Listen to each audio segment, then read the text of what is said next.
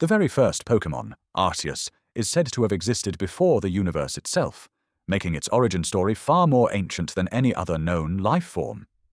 This is not mythology in the traditional sense, not folklore passed down through generations of storytellers, but rather the foundational cosmology of an entire world, a reality where pocket monsters are not fantasy, but fact, where the boundary between creature and deity dissolves into something far stranger than our own natural history ever produced. In this world, creation began not with a bang, but with an egg, and from that egg emerged a being that would shape time, space, and antimatter itself, birthing dimensions and deities that would in turn give rise to continents, oceans, and eventually the hundreds upon hundreds of species that would come to inhabit every ecosystem imaginable. But Arceus and its cosmic offspring are merely the beginning of a story that spans billions of years of planetary evolution, tens of thousands of years of legendary conflicts that reshaped geography itself, millennia of early human civilization learning to coexist with creatures of unimaginable power, a devastating war 3,000 years ago that nearly tore the world apart, and finally the modern era of Pokémon research, technology, and the rise of organized training that would transform scattered regional traditions into a global phenomenon. This is a history that exists on multiple planes simultaneously, where the deep lore embedded within ancient ruins and cryptic texts runs parallel to the lived experiences of trainers exploring regions from Kanto to Paldea, where scientific advancement and mystical forces are not opposites, but intertwined threads of the same grand tapestry. It is a timeline where a 10-year-old child can carry on their belt creatures capable of summoning tsunamis, where professors study evolution that occurs not over millennia but in seconds during battle, where criminal organizations seek to reshape reality itself and are thwarted by teenagers with sufficient determination and a well-balanced team. The scope is staggering, the implications profound, because what began as a simple concept, monsters in your pocket, has evolved into one of the most intricate, fictional universes ever constructed, layer upon layer of world-building that rewards those who look deeper than the surface-level adventure. Every region explored adds new pieces to the puzzle, every generation of games reveals more about how this world functions, and yet the more we learn, the more questions emerge about the true nature of these creatures, their relationship to humanity, and the forces that govern their existence. To understand any of it, we have to go back to the very beginning, before there were trainers or Pokémon leagues, before there were even continents or oceans, before matter itself coalesced into recognizable form. We have to start in the void, in the nothingness that preceded everything, because that is where Arceus emerged from its egg, alone in the emptiness, and began the work of creation.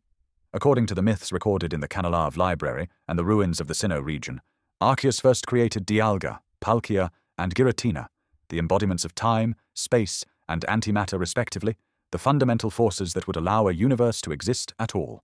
Dialga's birth meant that moments could follow one another in sequence, that cause could precede effect, that change itself became possible. Palkia's creation established dimensions, directions, the very concept of here and there, allowing matter to occupy distinct locations rather than existing everywhere and nowhere simultaneously. And Giratina, banished to the distortion world for its violence, became the necessary counterbalance, the antimatter shadow that gives matter meaning, the reverse side of reality that must exist for reality itself to be stable. With these three in place, the universe could begin in earnest, and Arceus turned its attention to more specific aspects of existence, creating Uxie, Mesprit, and Azelf, the lake guardians who would give birth to knowledge, emotion, and willpower, the psychological forces that would eventually allow conscious beings to perceive and interact with the world being built around them. These 6 lesser deities, though lesser only in comparison to their creator, became the architects of everything that would follow, and Arceus itself retreated into slumber, its work of cosmic genesis complete, leaving the universe to unfold according to the laws it had established. Billions of years passed, time now flowing in the linear fashion Dialga had ordained, and within this new universe a planet formed, coalescing from stellar dust and cosmic debris in a process that would have been familiar to any astrophysicist, except that here the formation was guided not merely by gravity and physics, but by the will of legendary Pokémon who would come to embody the planet's fundamental features. Groudon emerged from magma to expand the land masses, its very presence causing continents to rise from the sea, while Kyogre formed in the ocean depths to expand the waters, the two primordial forces locked in an eternal conflict that shaped the planet's geography through cycles of expansion and contraction, land and sea wrestling for dominance in a battle that would rage for eons. Rayquaza descended from the ozone layer to mediate their conflicts, and when these three finally reached an equilibrium, the planet stabilized into a form that could support the incredible diversity of life that was waiting to emerge. Regigigas, the colossal titan, towed continents into their current positions, literally dragging land masses across the globe to create the regions that would later be named Kanto, Johto, Hoenn, Sinnoh, Unova, Kalos, Alola, Galar, and Paldea, each with its own distinct climate, terrain, and eventually its own unique Pokémon species. As the planet cooled and stabilized, life began to flourish in forms both familiar and utterly alien. And here the fossil record becomes crucial to understanding how Pokémon species diversified and spread across every available ecological niche. Ancient Pokémon like Genesect, Kabutops, Aerodactyl, and Tyrantrum ruled prehistoric eras, some eventually going extinct while others evolved into modern forms or were preserved in amber and stone, waiting to be revived by future technology.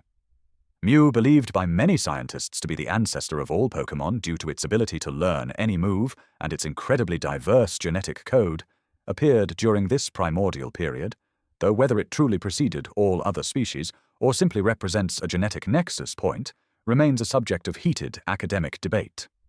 What is certain is that by the time recognizable ecosystems had formed, Pokémon had already diversified into hundreds of distinct species, each adapted to specific environments, each possessing abilities that defied conventional biology, from breathing fire to generating electricity to manipulating psychic energy. Then, tens of thousands of years ago, the Age of Legends began in earnest, a period when the beforetime had a name, before space had shape, before the universe itself drew its first breath. There existed only the void, an infinite expanse of nothingness, silent and still, where even the concept of existence had yet to take form. And yet, within this absolute emptiness, something impossible occurred.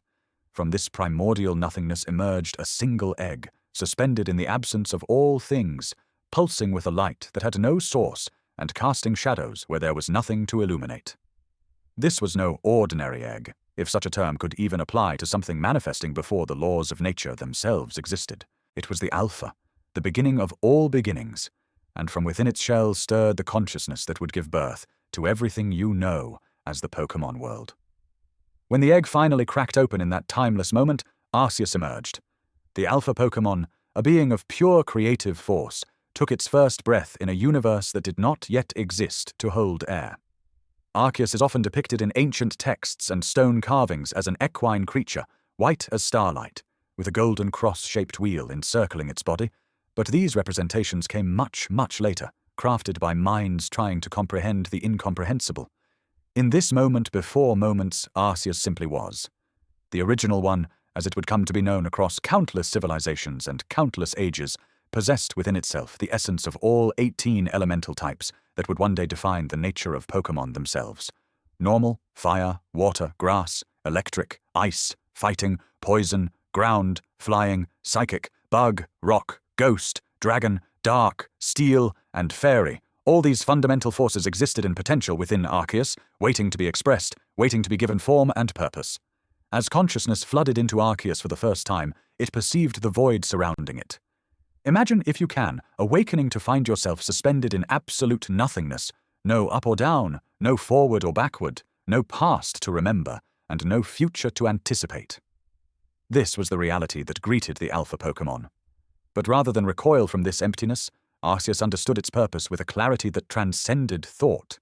It had emerged not to exist within creation, but to be creation itself. The ancient Sinnoh myths, recorded thousands of years later on weathered tablets in the Canalave library, speak of Arceus possessing 1,000 arms, though this description is metaphorical rather than literal. These arms represented the infinite reach of Arceus's creative power, the ability to touch and shape reality itself in countless ways simultaneously. Some scholars interpret this as referring to the multitude of unknown, the mysterious symbol Pokémon that would later come to serve as the building blocks of reality, though that connection remains a subject of intense academic debate. With these 1,000 arms, Arceus began the work of creation. The process was not instantaneous, though measuring duration in a realm without time presents obvious paradoxes. Arceus reached into the fabric of potential and began to weave. It pulled at threads that did not exist, shaped matter that had not yet been defined, and established the fundamental constants that would govern all of existence. But Arceus quickly recognized a crucial limitation. As powerful as the original one was, as infinite as its creative capacity might be, it could not simultaneously be everything and maintain everything. Creation on this scale required delegation, required specialized forces that could embody and maintain specific aspects of reality. And so Arceus made perhaps its most consequential decision. It would create helpers, divine beings that would serve as the pillars upon which the universe would rest. The first of these beings to be brought forth was Dialga. Arceus channeled its power, focusing on the concept of progression, of cause and effect, of the flow from what was to what is to what will be. From this focused creative energy, Dialga took shape. The temporal Pokémon, as it would later be classified, emerged as a towering steel-blue dragon with a body that seemed to shimmer with the weight of ages. Diamonds adorned its chest, and along its body, crystallized moments of time made physical. Dialga's very heartbeat established the first rhythm in creation, the first tick of the cosmic clock. With each pulse, time began to flow. Past separated from future, cause preceded effect, and the universe gained the dimension of duration. Without Dialga, nothing could change, nothing could grow, nothing could begin or end. The temporal Pokémon became the living embodiment of time itself, and its roar, it is said, could make seconds stretch into years or compress millennia into moments. But time alone was insufficient. Duration without dimension is meaningless, a clock ticking in nowhere, measuring the distance between events that have no location. Recognizing this, Arceus turned its attention to the creation of space itself. The original one gathered its power once more and brought forth Palkia. The spatial Pokémon manifested as a pale pink dragon, its body marked with pearls that represented the infinite points of space, each one a potential location, a possible here, distinct from there, where Dialga controlled when, Palkia controlled where. The spatial Pokémon stretched its arms, and with that gesture, the void gained depth. Distance became real. Directions emerged. Up and down, left and right, forward and backward, all the axes of three-dimensional space snapped into existence. Palkia's power allowed for the separation of things, for the concept of position and location. With a single breath, Palkia could warp space itself, bringing distant points together or tearing adjacent locations apart. Together, Dialga and Palkia formed the fundamental framework of reality. Time and space, intertwined and interdependent, began their eternal dance. Dialga ensured that the universe could progress, that change was possible, that stories could unfold. Palkia ensured that the universe had a stage upon which these stories could occur, that events could happen here and not there, that distance and proximity had meaning. The two dragons, equal in power and opposite in function, began the work their creator had assigned them. They stretched and shaped, expanded and refined, building the scaffolding upon which all physical reality would rest. Yet Arceus, in its infinite wisdom, understood something that would not become apparent until much later. For every action, there must be an equal and opposite reaction. For every force, a counterforce. For every particle of matter that Dialga and Palkia were bringing into existence, there needed to be a balancing element. And so the original one created a third member of this divine trinity, though this one would prove far more problematic than its siblings. Arceus brought forth Giratina, the renegade Pokémon, embodiment of antimatter and keeper of a realm that would serve as the mirror and shadow of the universe being built. Giratina emerged as a massive serpentine dragon, its body adorned with 6 ghostly appendages that resembled wings but moved with an unsettling independence. Where Dialga gleamed with metallic blue and Palkia shone with pearlescent pink, Giratina was draped in black and grey, with stripes of crimson and gold that seemed to absorb light rather than reflect it. This was intentional. Giratina represented the necessary counterbalance, the antimatter to matter, the shadow to light. Its very existence stabilized the universe by providing an opposite force, preventing the reality that Dialga and Palkia were constructing from collapsing under its own weight or expanding into infinite chaos. In theory, this was a perfect system, a trinity of divine Pokémon maintaining the cosmic balance. But Giratina's nature proved volatile from the beginning. The renegade Pokémon possessed a violent temperament, an aggressive and destructive streak that manifested in unpredictable ways. Some ancient texts suggest this was not a flaw, but an inherent aspect of antimatter itself, that destruction and negation were simply Giratina's purpose made manifest. Others propose that Giratina resented its role as the counterbalance, the necessary evil, the dark reflection of its brighter siblings. Whatever the reason, Giratina's violence escalated. It lashed out at the nascent universe, tearing at the fabric of space-time that Dialga and Palkia were so carefully weaving. It challenged Arceus itself, an act of rebellion that could not be tolerated. Arceus, faced with the threat that its own creation posed to the stability of the emerging universe, made a decision that would echo through all of history. The original one could not unmake Giratina, for the antimatter Pokémon served an essential function. The universe required its counterbalance, but Giratina could not be allowed to remain in the primary reality, where its destructive impulses could undo everything. And so Arceus banished Giratina, casting the renegade Pokémon out of the universe it had helped stabilize. But banishment to the void was impossible, for the void no longer existed, replaced now by the expanding cosmos. Instead, Arceus created a new realm specifically to contain its rebellious creation. This prison dimension, this parallel reality, became known as the Distortion World. It was a place unlike anything in the primary universe, a realm where the laws of physics that governed normal space-time simply did not apply. In the Distortion World, gravity pointed in impossible directions. Waterfalls flowed upward. Platforms floated without support. Time moved erratically, sometimes forward, sometimes backward, sometimes not at all. Space folded in on itself in non-Euclidean configurations that would drive mortal minds to madness. The Distortion World served as both prison and kingdom for Giratina, a realm perfectly suited to the renegade Pokémon's antimatter nature. Here, Giratina could exist without threatening the stability of the primary universe, and here it would remain, watching the world it had been exiled from through tears in the fabric of reality, nursing its resentment across the ages. With the crisis of Giratina resolved, at least temporarily, Arceus turned its attention to the next phase of creation. The framework of reality was established.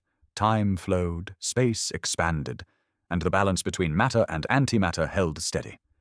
But a universe of pure physical law, no matter how elegantly constructed, remained fundamentally empty. Arceus envisioned something more, something that would fill this cosmic stage with meaning and purpose.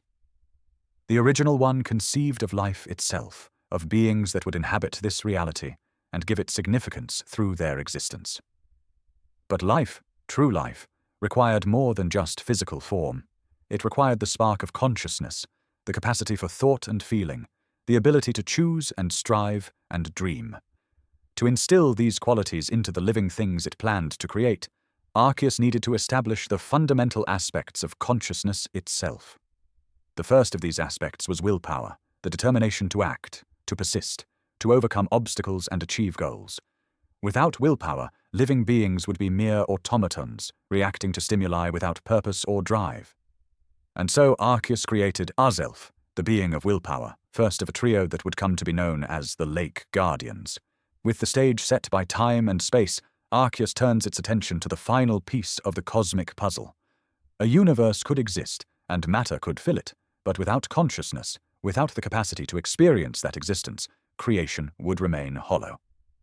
And so, from the infinite well of its power, Arceus brings forth 3 more beings, each embodying a fundamental aspect of sentience itself. The first of these is Uxie, the being of knowledge.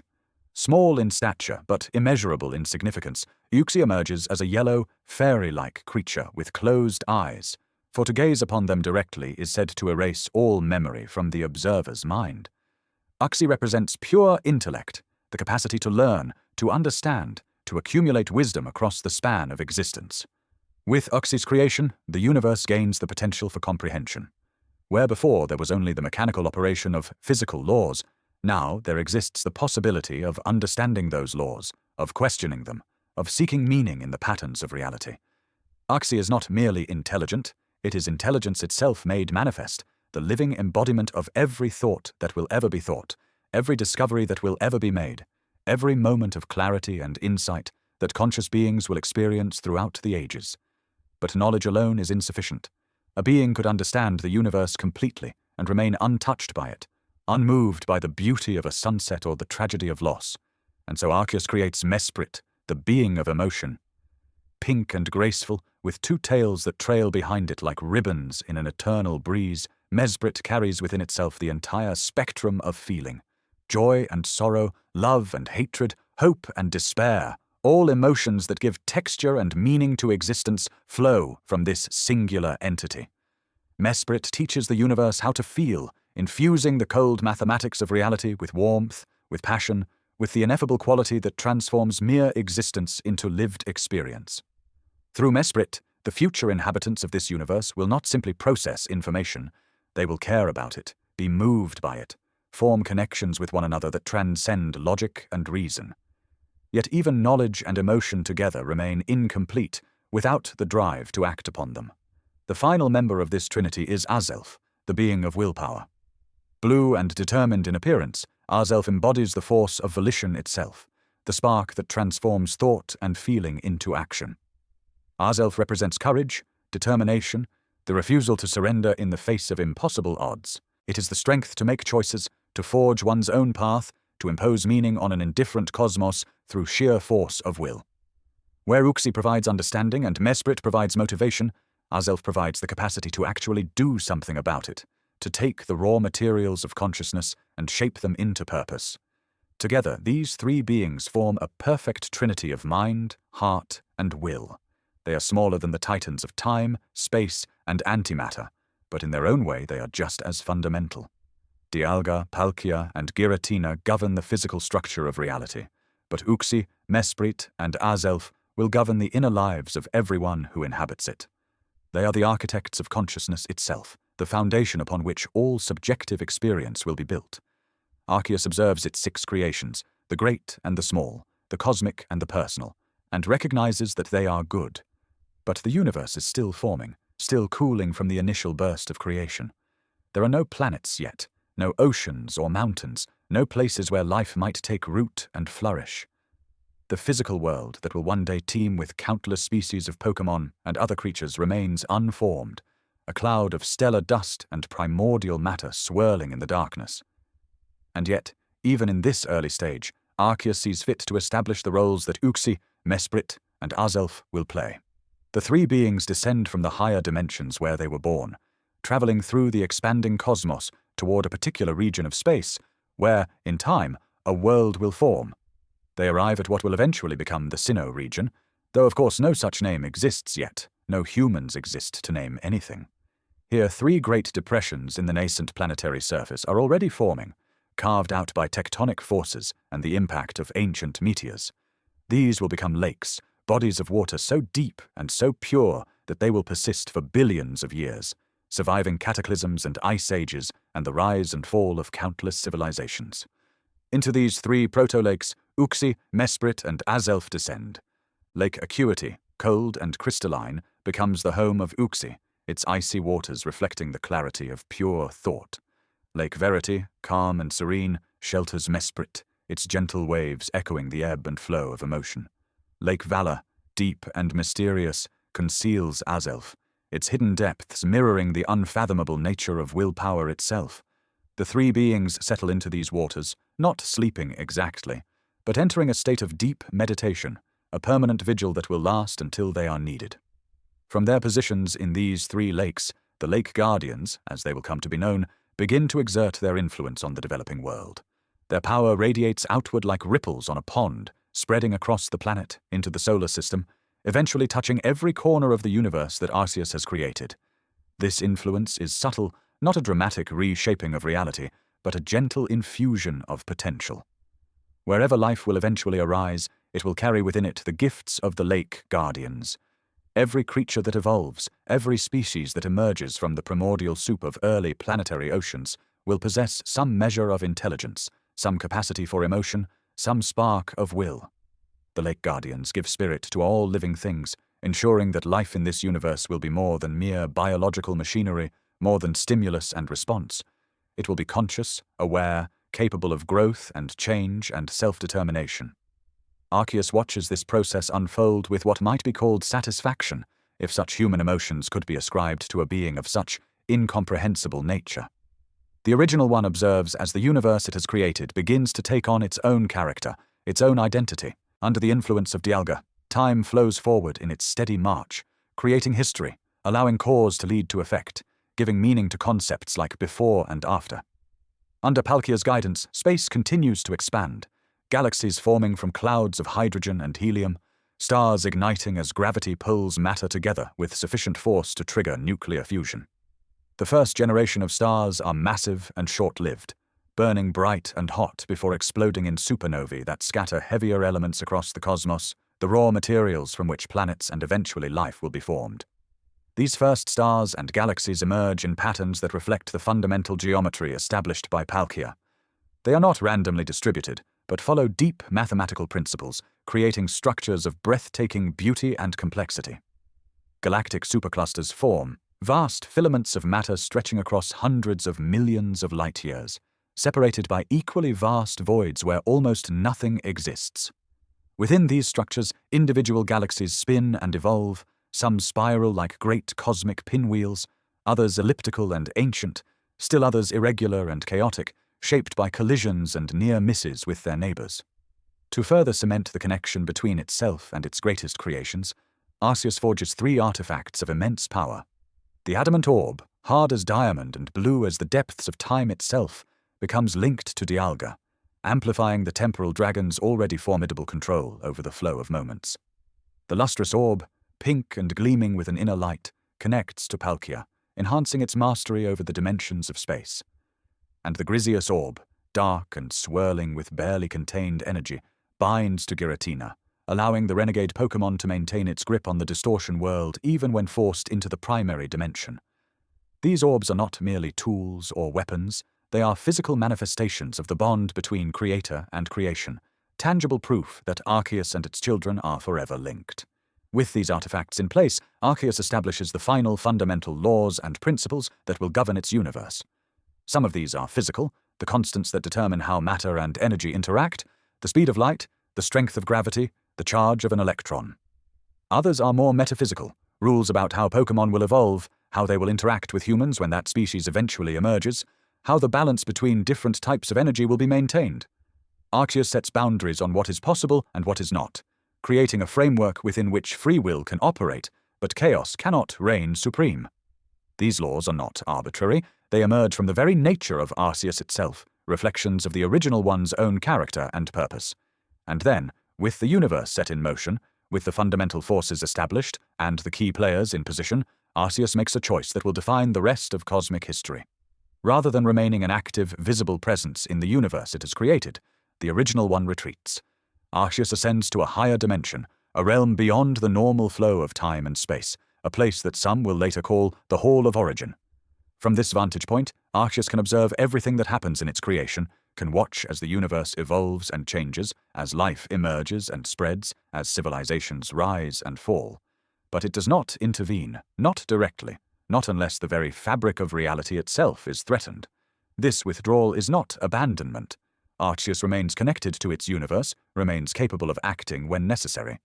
But the original one understands that for creation to be meaningful, it must be allowed to develop on its own terms. The universe must be free to surprise even its creator, to evolve in unexpected directions, to generate novelty and complexity that could not have been predicted from the initial conditions. And so the universe continues to expand and evolve. Stars form and die, galaxies collide and merge, planets coalesce from clouds of dust and rock. On countless worlds, the conditions for life begin to emerge. But there is one world in particular, one planet orbiting an ordinary yellow star in an unremarkable corner of an average galaxy, where something special is about to happen. This world, shaped by the presence of the Lake Guardians, blessed by the attention of Arceus itself, will become the primary stage for the grand drama of Pokémon and humans, of legendary battles and world-shaking events. The stage is set for the creation of the Pokémon world itself. Billions of years ago, in the earliest moments following the universe's birth from that primordial egg, Arceus begins the monumental work of structuring reality itself. The original one does not simply observe the void, it acts, and its first acts will define every moment that follows, every battle fought, every journey undertaken, every bond formed between human and Pokémon across the eons to come. Arceus creates Dialga first. From its own essence, the original one shapes a being of pure temporal force. Dialga emerges as a towering dragon whose very heartbeat sets the rhythm of time itself. Each pulse sends ripples forward and backward through the nascent timeline. Where Dialga exists, past, present, and future become meaningful concepts rather than abstract possibilities. The great dragon's body gleams with a metallic blue sheen, and the diamond embedded in its chest pulses with chronological energy. Dialga does not merely travel through time or manipulate it from outside. Dialga is time. Its roar echoes across every second that has ever existed or ever will exist simultaneously. Without Dialga, there would be no sequence of events, no cause and effect, no progression from one moment to the next. The universe would exist as a single frozen instant, unchanging and eternal. But time alone cannot define a universe.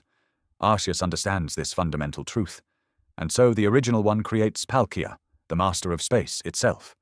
Where Dialga governs when, Palkia governs where.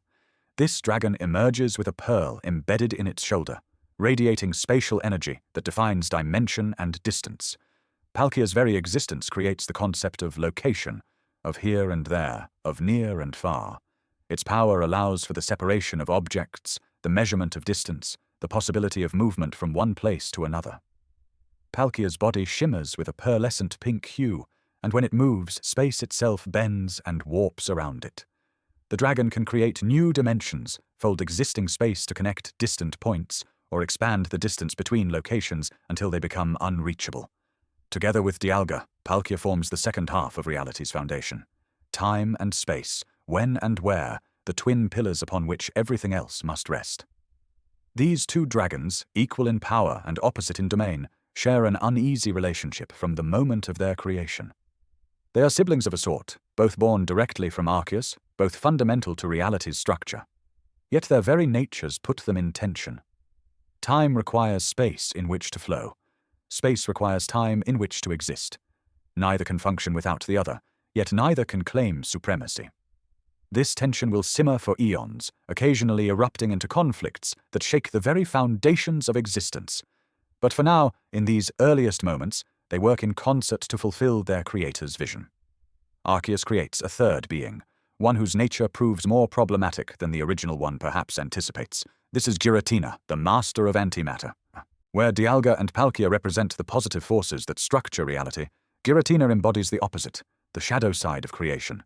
Antimatter to matter, destruction to construction, chaos to order. Giratina's form is serpentine and ghostly, adorned with 6 ghostly appendages that trail behind it like tattered wings. Its body is dark grey with red and gold accents, and its eyes burn with an otherworldly intelligence.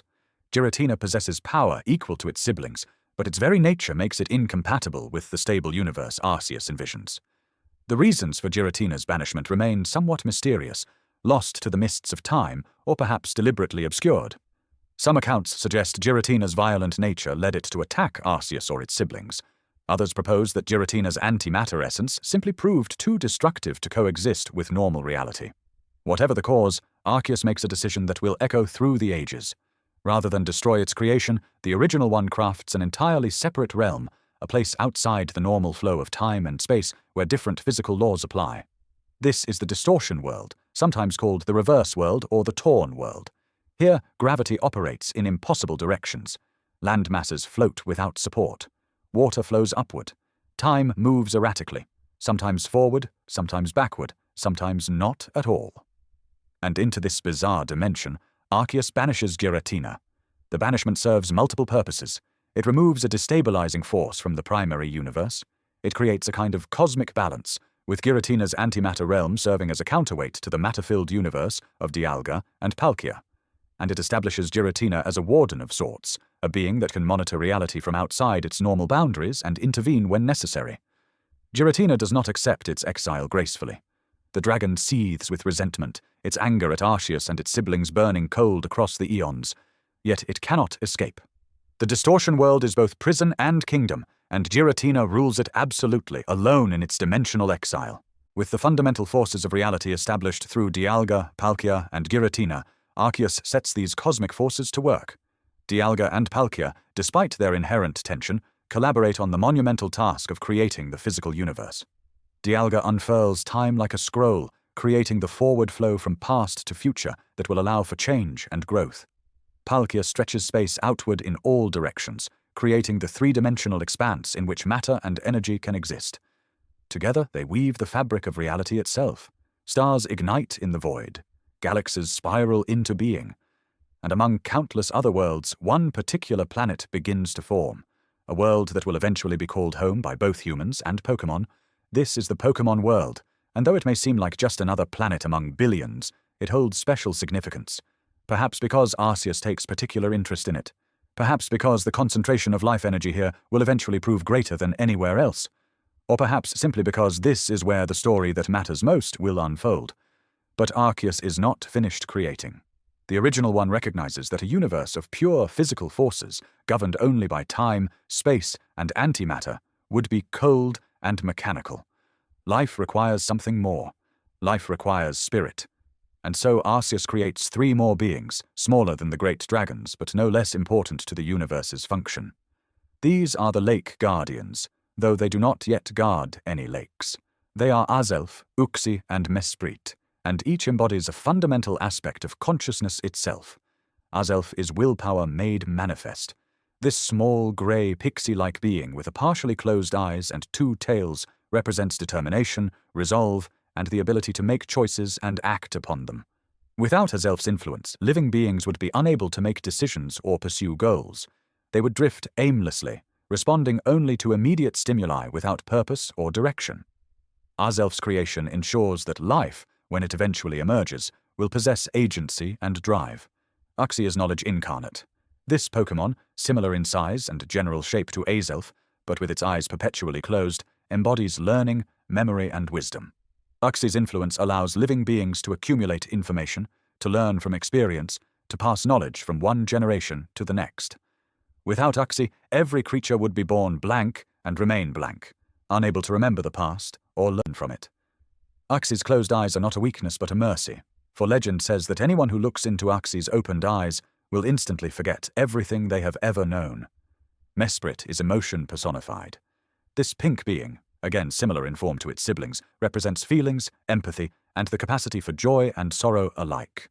Mesprit's influence allows living beings to feel, to care, to form bonds with others.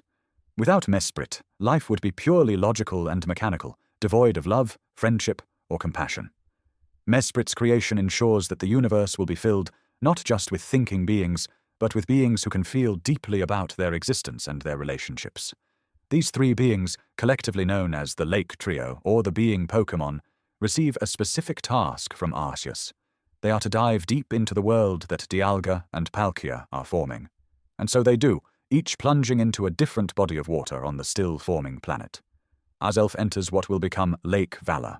Uxie descends into Lake Acuity. Mesprit submerges into Lake Verity.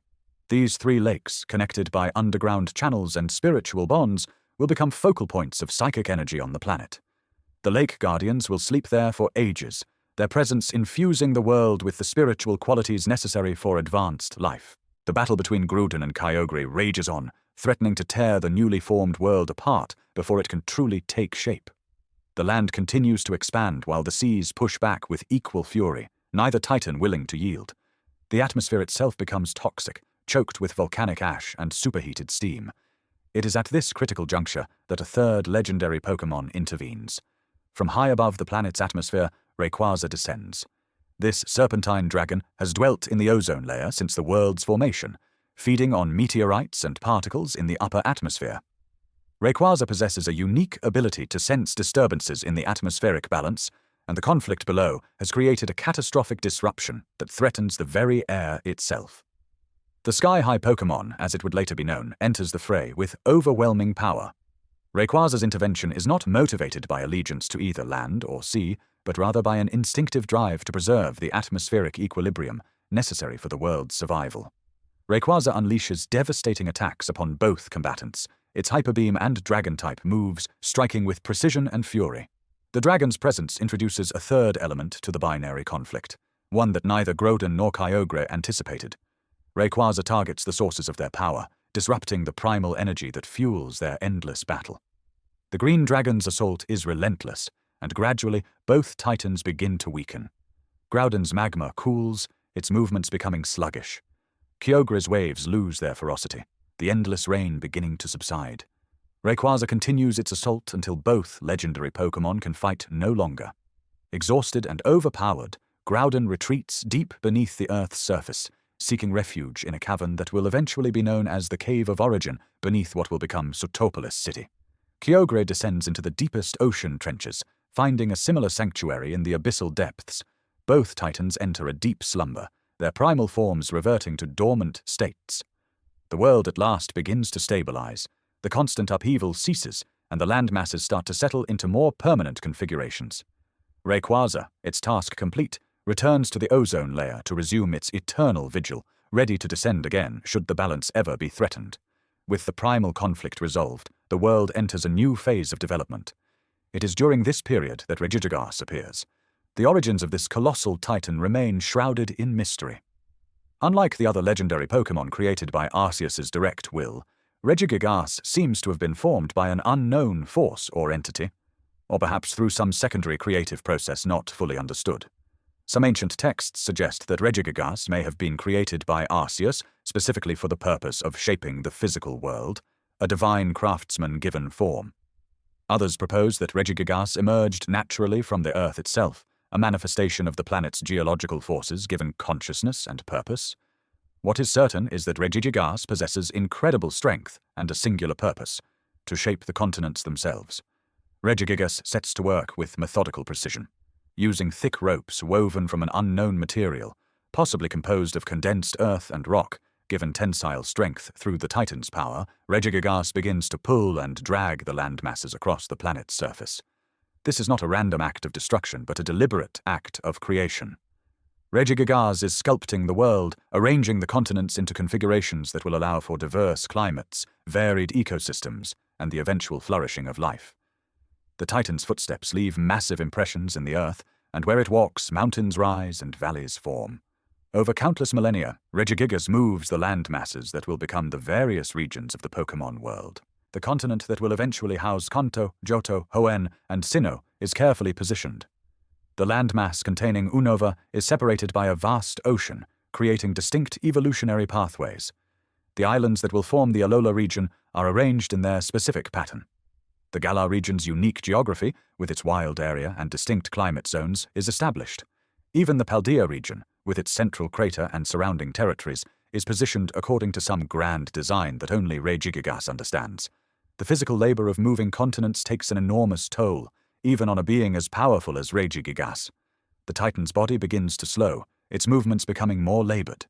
But before entering its own dormancy, Regigigas performs one final act of creation.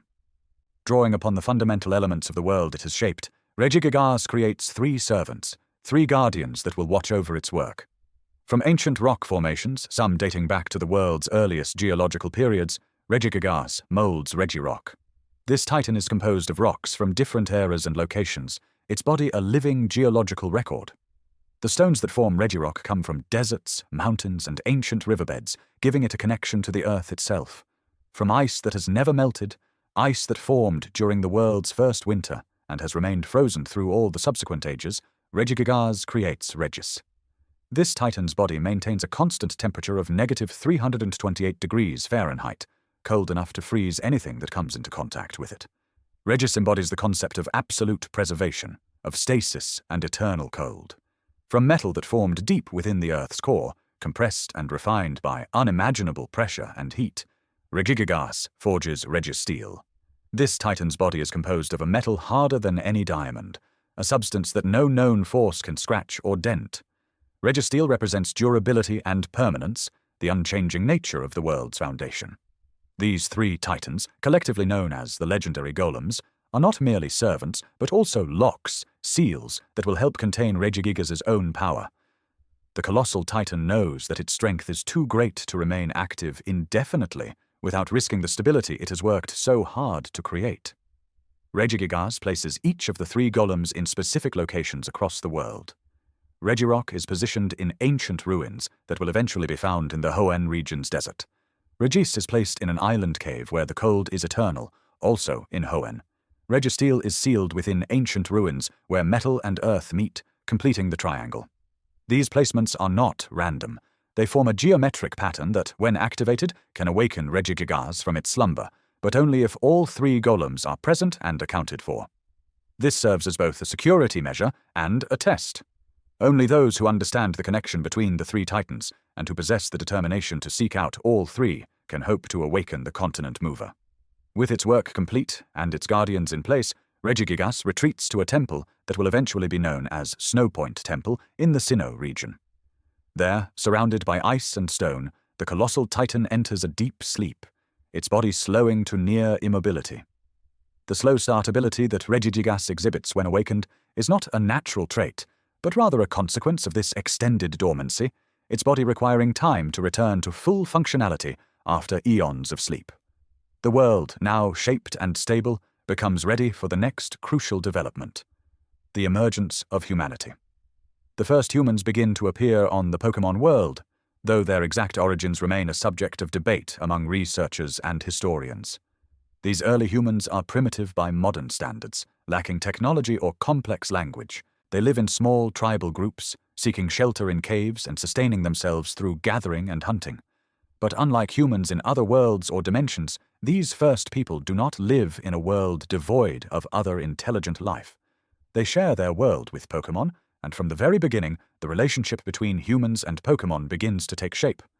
These early humans quickly learn that Pokémon are not mere animals, but creatures of intelligence and power. Some Pokémon display obvious intelligence, communicating through gestures and sounds that the humans begin to understand. Other Pokémon demonstrate abilities that seem magical or divine, controlling fire, water, and lightning with apparent ease. The early humans develop a sense of reverence for these creatures, particularly for the legendary Pokémon that occasionally appear before them.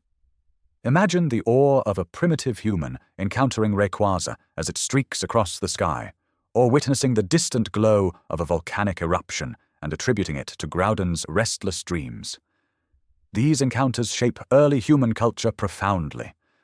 The legendary Pokémon become the subjects of the first stories, the first attempts at explaining the world's origins and nature. Cave paintings begin to appear, depicting Dialga, Palkia, and Giratina, though the artists do not yet know these names. Primitive shrines are erected, simple arrangements of stones meant to honor the powerful beings that shape the world. The interaction between early humans and Pokémon is not one-sided. Some Pokémon are drawn to humans, curious about these weak but clever creatures. Pokémon that will eventually be known as Growlithe and Herdia begin to live alongside human settlements, offering protection in exchange for food and shelter. Psychic-type Pokémon sense the potential within human minds, the capacity for complex thought and emotion that will eventually allow humans to form deep bonds with Pokémon. Even some legendary Pokémon take an interest in humanity. Mew, the genetic ancestor of all Pokémon, observes these new creatures with playful curiosity, occasionally appearing before early humans in various forms before vanishing again. These encounters, though brief, leave lasting impressions on human culture and mythology. As the land masses and oceans stabilize into their final configurations, the conditions become ideal for an explosion of biological diversity. The world now contains every type of environment imaginable: vast oceans and tiny tide pools, towering mountains and deep valleys, scorching deserts and frozen tundras, dense forests and open grasslands. Each environment becomes a cradle for new forms of life. The first primitive Pokémon species begin to evolve and populate the world in earnest. In the oceans, water-type Pokémon diversify rapidly, filling every available niche. In the forests, grass-type and bug-type Pokémon develop complex relationships, some becoming predators, while others become prey. On the mountains, rock-type and flying-type Pokémon establish their territories. The evolutionary process is guided not just by natural selection, but also by the unique energy that permeates the Pokémon world, the same energy that allows Pokémon to evolve during their lifetimes, rather than over generations. The world enters a period of relative calm after the initial chaotic formation. The legendary titans sleep, the continents rest in their appointed places, and life flourishes in countless forms. This era of peace will last for millions of years, allowing civilization to develop and the bond between humans and Pokémon to deepen. But the seeds of future conflicts have already been planted, and the awakened world will eventually face new challenges that will test everything that has been built. Tens of thousands of years ago, in an age so ancient that only fragments of myth and sacred texts preserve its memory, the fundamental architecture of the Pokémon world took its final shape. Where the previous era saw the birth of matter and life itself, this period witnessed the establishment of cosmic order, the delegation of divine authority, and the first great conflicts that would echo through every subsequent age of history. At the heart of this primordial epoch stands Arceus, the alpha Pokémon. According to the most ancient records preserved in Sinnoh's Canal of Library and the oral traditions of the Celestica people, Arceus emerged from a solitary egg in a place of absolute nothingness, a void that predated even the concept of existence. This being, classified in modern times as a normal type, though transcending all conventional categorization, possessed the unique ability to wield all 18 elemental types through its signature move, Judgment, and the mystical plates that would later be scattered across the world. Arceus did not simply inhabit the universe, it shaped reality through pure will, and its first great work was the creation of the Sinnoh region, a land that would serve as the template and birthplace for all that followed. The Spear Pillar, a sacred site atop Mount Coronet, marks the location where this creative act took place, and even millennia later, the dimensional fabric remains thin there, allowing glimpses into the forces that govern existence. But Arceus understood that a universe requires structure, laws that govern its fundamental operations. A cosmos without time would be static, frozen, meaningless. A cosmos without space would have no dimension, no separation between here and there. And for every force in nature, there must exist its opposite, its shadow, its fan-antimatter counterpart to maintain balance. To solve this cosmic architecture problem, Arceus brought forth 3 beings from its own essence, each embodying one of these essential principles. First came Dialga, the temporal Pokémon, a steel and dragon type whose very heartbeat marks the passage of seconds. Dialga's signature move, Roar of Time, literally manipulates the flow of temporal progression, and its presence ensures that cause precedes effect, that history moves forward in a coherent stream rather than collapsing into chaos. Ancient depictions show Dialga with a diamond embedded in its chest, representing time's crystalline, unchangeable nature once a moment has passed into history. Simultaneously, for in that first instant before time truly began there was no before or after, Arceus created Palkia, the spatial Pokémon. This water and dragon type received dominion over the 3 dimensions, over distance and position. Through its signature move, Spatial Rend, Palkia can tear the fabric of space itself, creating shortcuts between distant locations or expanding the distance between 2 points. The pearl-like spheres adorning Palkia's shoulders symbolize the perfect symmetry of spatial dimensions, and its breath literally shapes the boundaries between places. The third member of this cosmic trinity proved more problematic. Giratina, the renegade Pokémon, embodied antimatter and the concept of distortion itself. A ghost and dragon type of immense power, Giratina possessed the ability to move through dimensions and manipulate gravity through its signature move, Shadow Force. But where Dialga and Palkia worked in harmony to create a stable, predictable universe, Giratina's nature was fundamentally destructive and chaotic. Its violent tendencies and aggressive behavior threatened to unravel the careful balance Arceus had established. The ancient texts describe a primordial conflict, a war at the dawn of time itself, where Giratina's rage nearly tore apart the newly formed cosmos. Arceus, acting not from malice but from necessity, made the difficult decision to banish its own creation. Giratina was exiled to the distortion world, a mirror dimension where the normal laws of physics do not apply, where gravity shifts arbitrarily and space folds in on itself in impossible configurations. This parallel realm would serve as both prison and kingdom for the renegade Pokémon, and Giratina would watch the material world from behind a dimensional veil, able to observe, but rarely to interact. Yet Arceus recognized that cosmic forces alone were insufficient. The universe needed not just physical laws, but also the capacity for consciousness, for beings to experience and understand their existence. To address this, Arceus created a second trinity, beings that would give rise to the phenomenon of sentient thought itself. These 3 became known as the Lake Guardians, for they would make their homes in the 3 great lakes of Sinnoh.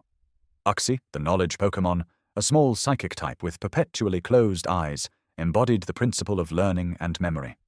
Legend holds that anyone who looks into Uxie's eyes will instantly forget everything they have ever known, a safeguard against the misuse of the absolute knowledge it possesses. Uxie took up residence in Lake Acuity, and from there its spirit influences the capacity for every thinking being to learn, to remember, to accumulate wisdom across a lifetime.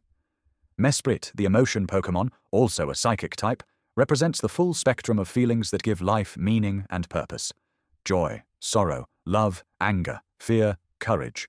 All these arise from Mesprit's influence. It dwells in Lake Verity, and ancient accounts claim that Mesprit taught early humans and Pokémon alike how to feel compassion and empathy, the foundations of civilization. Mesprit possesses the unique ability to leave its physical body and become invisible, traveling the world to observe and nurture emotional growth. Finally, Azelf, the willpower Pokémon, embodies determination and the drive to act despite obstacles. This psychic-type guardian makes its home in Lake Valor, and its spirit grants all conscious beings the ability to make choices, to persist in the face of hardship, to transform intention into action. Without Azelf, creatures would be paralyzed by indecision, unable to move forward with purpose. Together, these three lake guardians formed the psychological foundation for all sapient life. Their spirits, while anchored to physical forms in the lakes, permeate reality itself, touching every mind that awakens to consciousness. The ancient people of Sinnoh understood this, which is why they built shrines at each lake, and why disturbing these guardians was considered the gravest possible sacrilege. As the cosmic and psychological frameworks solidified, other legendary beings emerged or were born from the fundamental forces of the world. The legendary birds, Articuno, Zapdos, and Moltres, represent one of the great mysteries of Pokémon origin mythology. Scattered references in ancient texts suggest these three elemental birds, embodying ice, electricity, and fire respectively, were not always separate entities. One particularly obscure passage in the Brass Towers archives, predating that structure's burning by over a millennium, speaks of a single great bird whose essence split into three aspects. Whether this division was intentional, the result of some ancient conflict, or a natural process of elemental differentiation remains unknown. What is certain is that by this ancient period, the three birds had established their domains, each serving as a guardian of their respective element and maintaining balance between the fundamental forces of cold, energy, and heat. The formation of the physical world itself saw the emergence of two titans whose power dwarfed almost all others. Kyogre and Groudon were not created by Arceus directly, but rather formed spontaneously from the planet's primal energy, manifestations of the fundamental opposition between sea and land. Kyogre, the sea basin Pokémon, a pure water type of enormous size and power, possessed the ability to expand the oceans through its signature move, Origin Pulse, and its presence alone could summon torrential rains that would flood entire regions. Ancient peoples worshipped Kyogre as the creator of the seas, and indeed, wherever Kyogre traveled, water followed, carving out ocean basins and filling them with life-giving moisture. Groudon, the continent Pokémon, embodied the opposing force. This massive ground type could evaporate water with its presence, and through its signature move, Precipice Blades, it could raise mountains and expand land masses. Where Kyogre brought rain, Groudon brought drought and harsh sunlight. Ancient civilizations revered Groudon as the creator of the land they stood upon, the being that pushed back the endless ocean to create space for terrestrial life to flourish. Inevitably, these two opposing forces came into conflict, and their battle threatened to destroy the newly formed world. The echoes of these ancient conflicts resonated through the ages, shaping the very fabric of the world. In another corner of the burgeoning Unova region, a different kind of division was taking hold. The legendary original dragon, a singular entity of immense power, found itself at the heart of a burgeoning human conflict. Twin heroes, brothers bound by blood but separated by ideology, championed opposing viewpoints for the future of their fledgling kingdom. One brother, consumed by the pursuit of truth, believed in the unwavering adherence to facts and the unvarnished reality of the world. The other, an ardent advocate for ideals, envisioned a future built on aspirations, dreams, and the power of human spirit to transcend limitations. As their philosophies clashed, their fervor and conviction became so potent that they literally tore the original dragon asunder. This cataclysmic event birthed two distinct powerful entities, Reshiram, the vast white Pokémon embodying the fiery passion of truth, and Zekrom, the deep black Pokémon, representing the electrifying force of ideals. But the splitting of the original dragon wasn't a clean division. A third, hollowed-out remnant was left behind, a shell devoid of the life force that animated its counterparts. This desolate husk became Kyurem, the boundary Pokémon, a creature of ice and emptiness, forever yearning for the power it once possessed. Its very existence served as a stark reminder of the destructive potential of human division, a chilling void where once there was a complete and powerful being. The legends speak of Kyurem's insatiable desire to regain its lost power, a hunger that would one day manifest in desperate attempts to fuse with Reshiram or Zekrom, seeking to reclaim its former glory and become the original dragon once more. This profound schism, born from the clash of human ideals, forever altered the landscape of Unova, leaving behind a potent legacy of power and longing. Meanwhile, across the seas in the verdant lands of Kalos, a different, yet equally vital balance was being maintained. Here, two other legendary Pokémon played a crucial role in the perpetual cycle of life and death. Xerneas, the life Pokémon, radiant and majestic, possessed the power to share eternal life, bestowing vitality and growth upon the world around it. Its presence brought forth lush forests, flourishing ecosystems, and an abundance of life. Conversely, Yveltal, the destruction Pokémon, dark and formidable, possessed the terrifying ability to absorb life force, draining it from all living things. Its awakening heralded decay, desolation, and the inevitable return to the earth.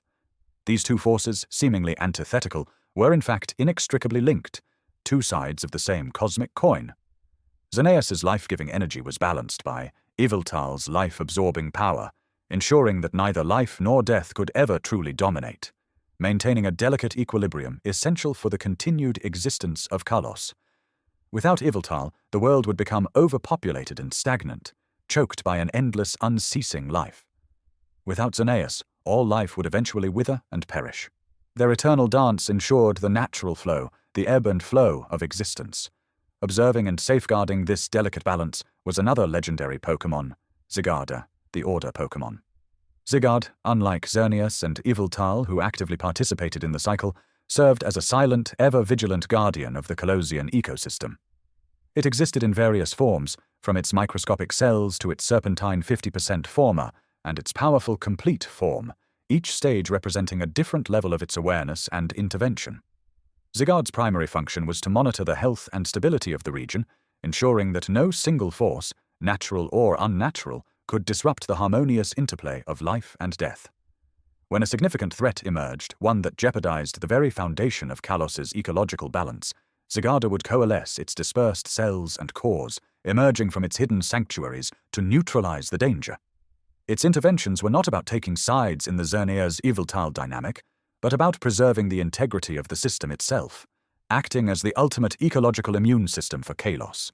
Tragically, even in this era of legendary guardians, humanity's ambition and capacity for destruction would once again rear its head.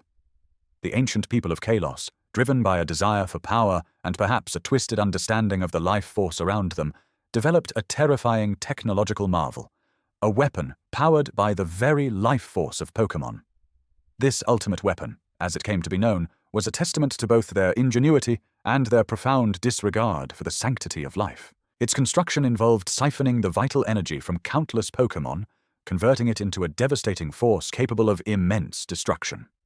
The motivations behind its creation are shrouded in the mists of time, but it is clear that it represented a grave transgression against the natural order, a perversion of the very life energies that Xerneas and Yveltal balanced. The catalyst for its eventual deployment was a devastating war that ravaged the Kalos region. In the midst of this brutal conflict, an ancient king named Az, consumed by grief and despair over the loss of his beloved Floette, made a fateful and tragic decision. He activated the ultimate weapon, not to win the war, but to end it, and more importantly, to resurrect his cherished companion. The weapon's activation brought about an immediate and horrific cessation of hostilities, but at an unimaginable cost. The lives of countless Pokémon were sacrificed, their life force funneled into the destructive beam that scorched the earth and ended the war. And in a moment that defied the natural order, Az's Floette was brought back to life, a miraculous resurrection born from an act of unparalleled devastation. However, the joy of reunion was short-lived.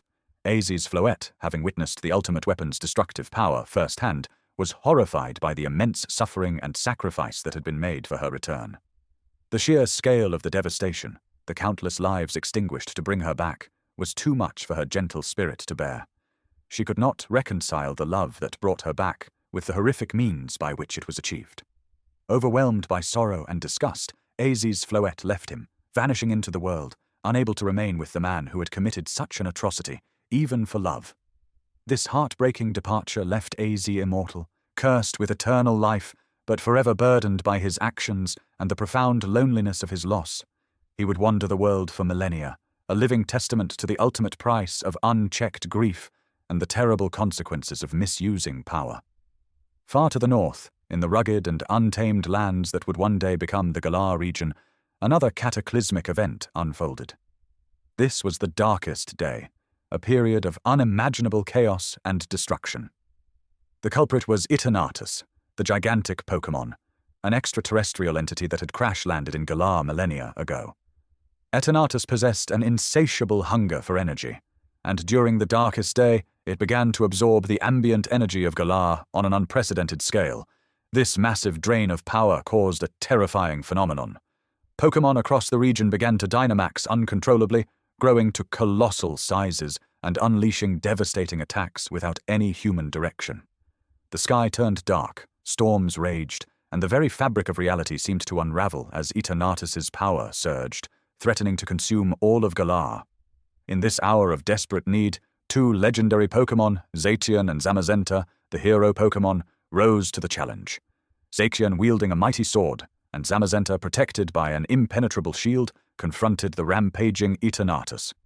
These valiant protectors, whose origins were deeply intertwined with the ancient history of Galar, fought with unparalleled courage and strength. They faced down the colossal Eternatus, battling through the chaotic storms and the uncontrolled Dynamax Pokémon that plagued the land. After a ferocious and arduous struggle, Zacian and Zamazenta ultimately succeeded in defeating Eternatus, driving it back into a dormant state and restoring peace to Galar. Their heroic actions became the cornerstone of Galar's foundational myths, forever enshrined in the region's history as the saviors who averted total annihilation. As these epic tales of creation, conflict, and heroism unfolded across various regions, the ancient people of Hisui, the land that would one day be known as Sinnoh, began to meticulously record their own observations and interpretations of the world around them.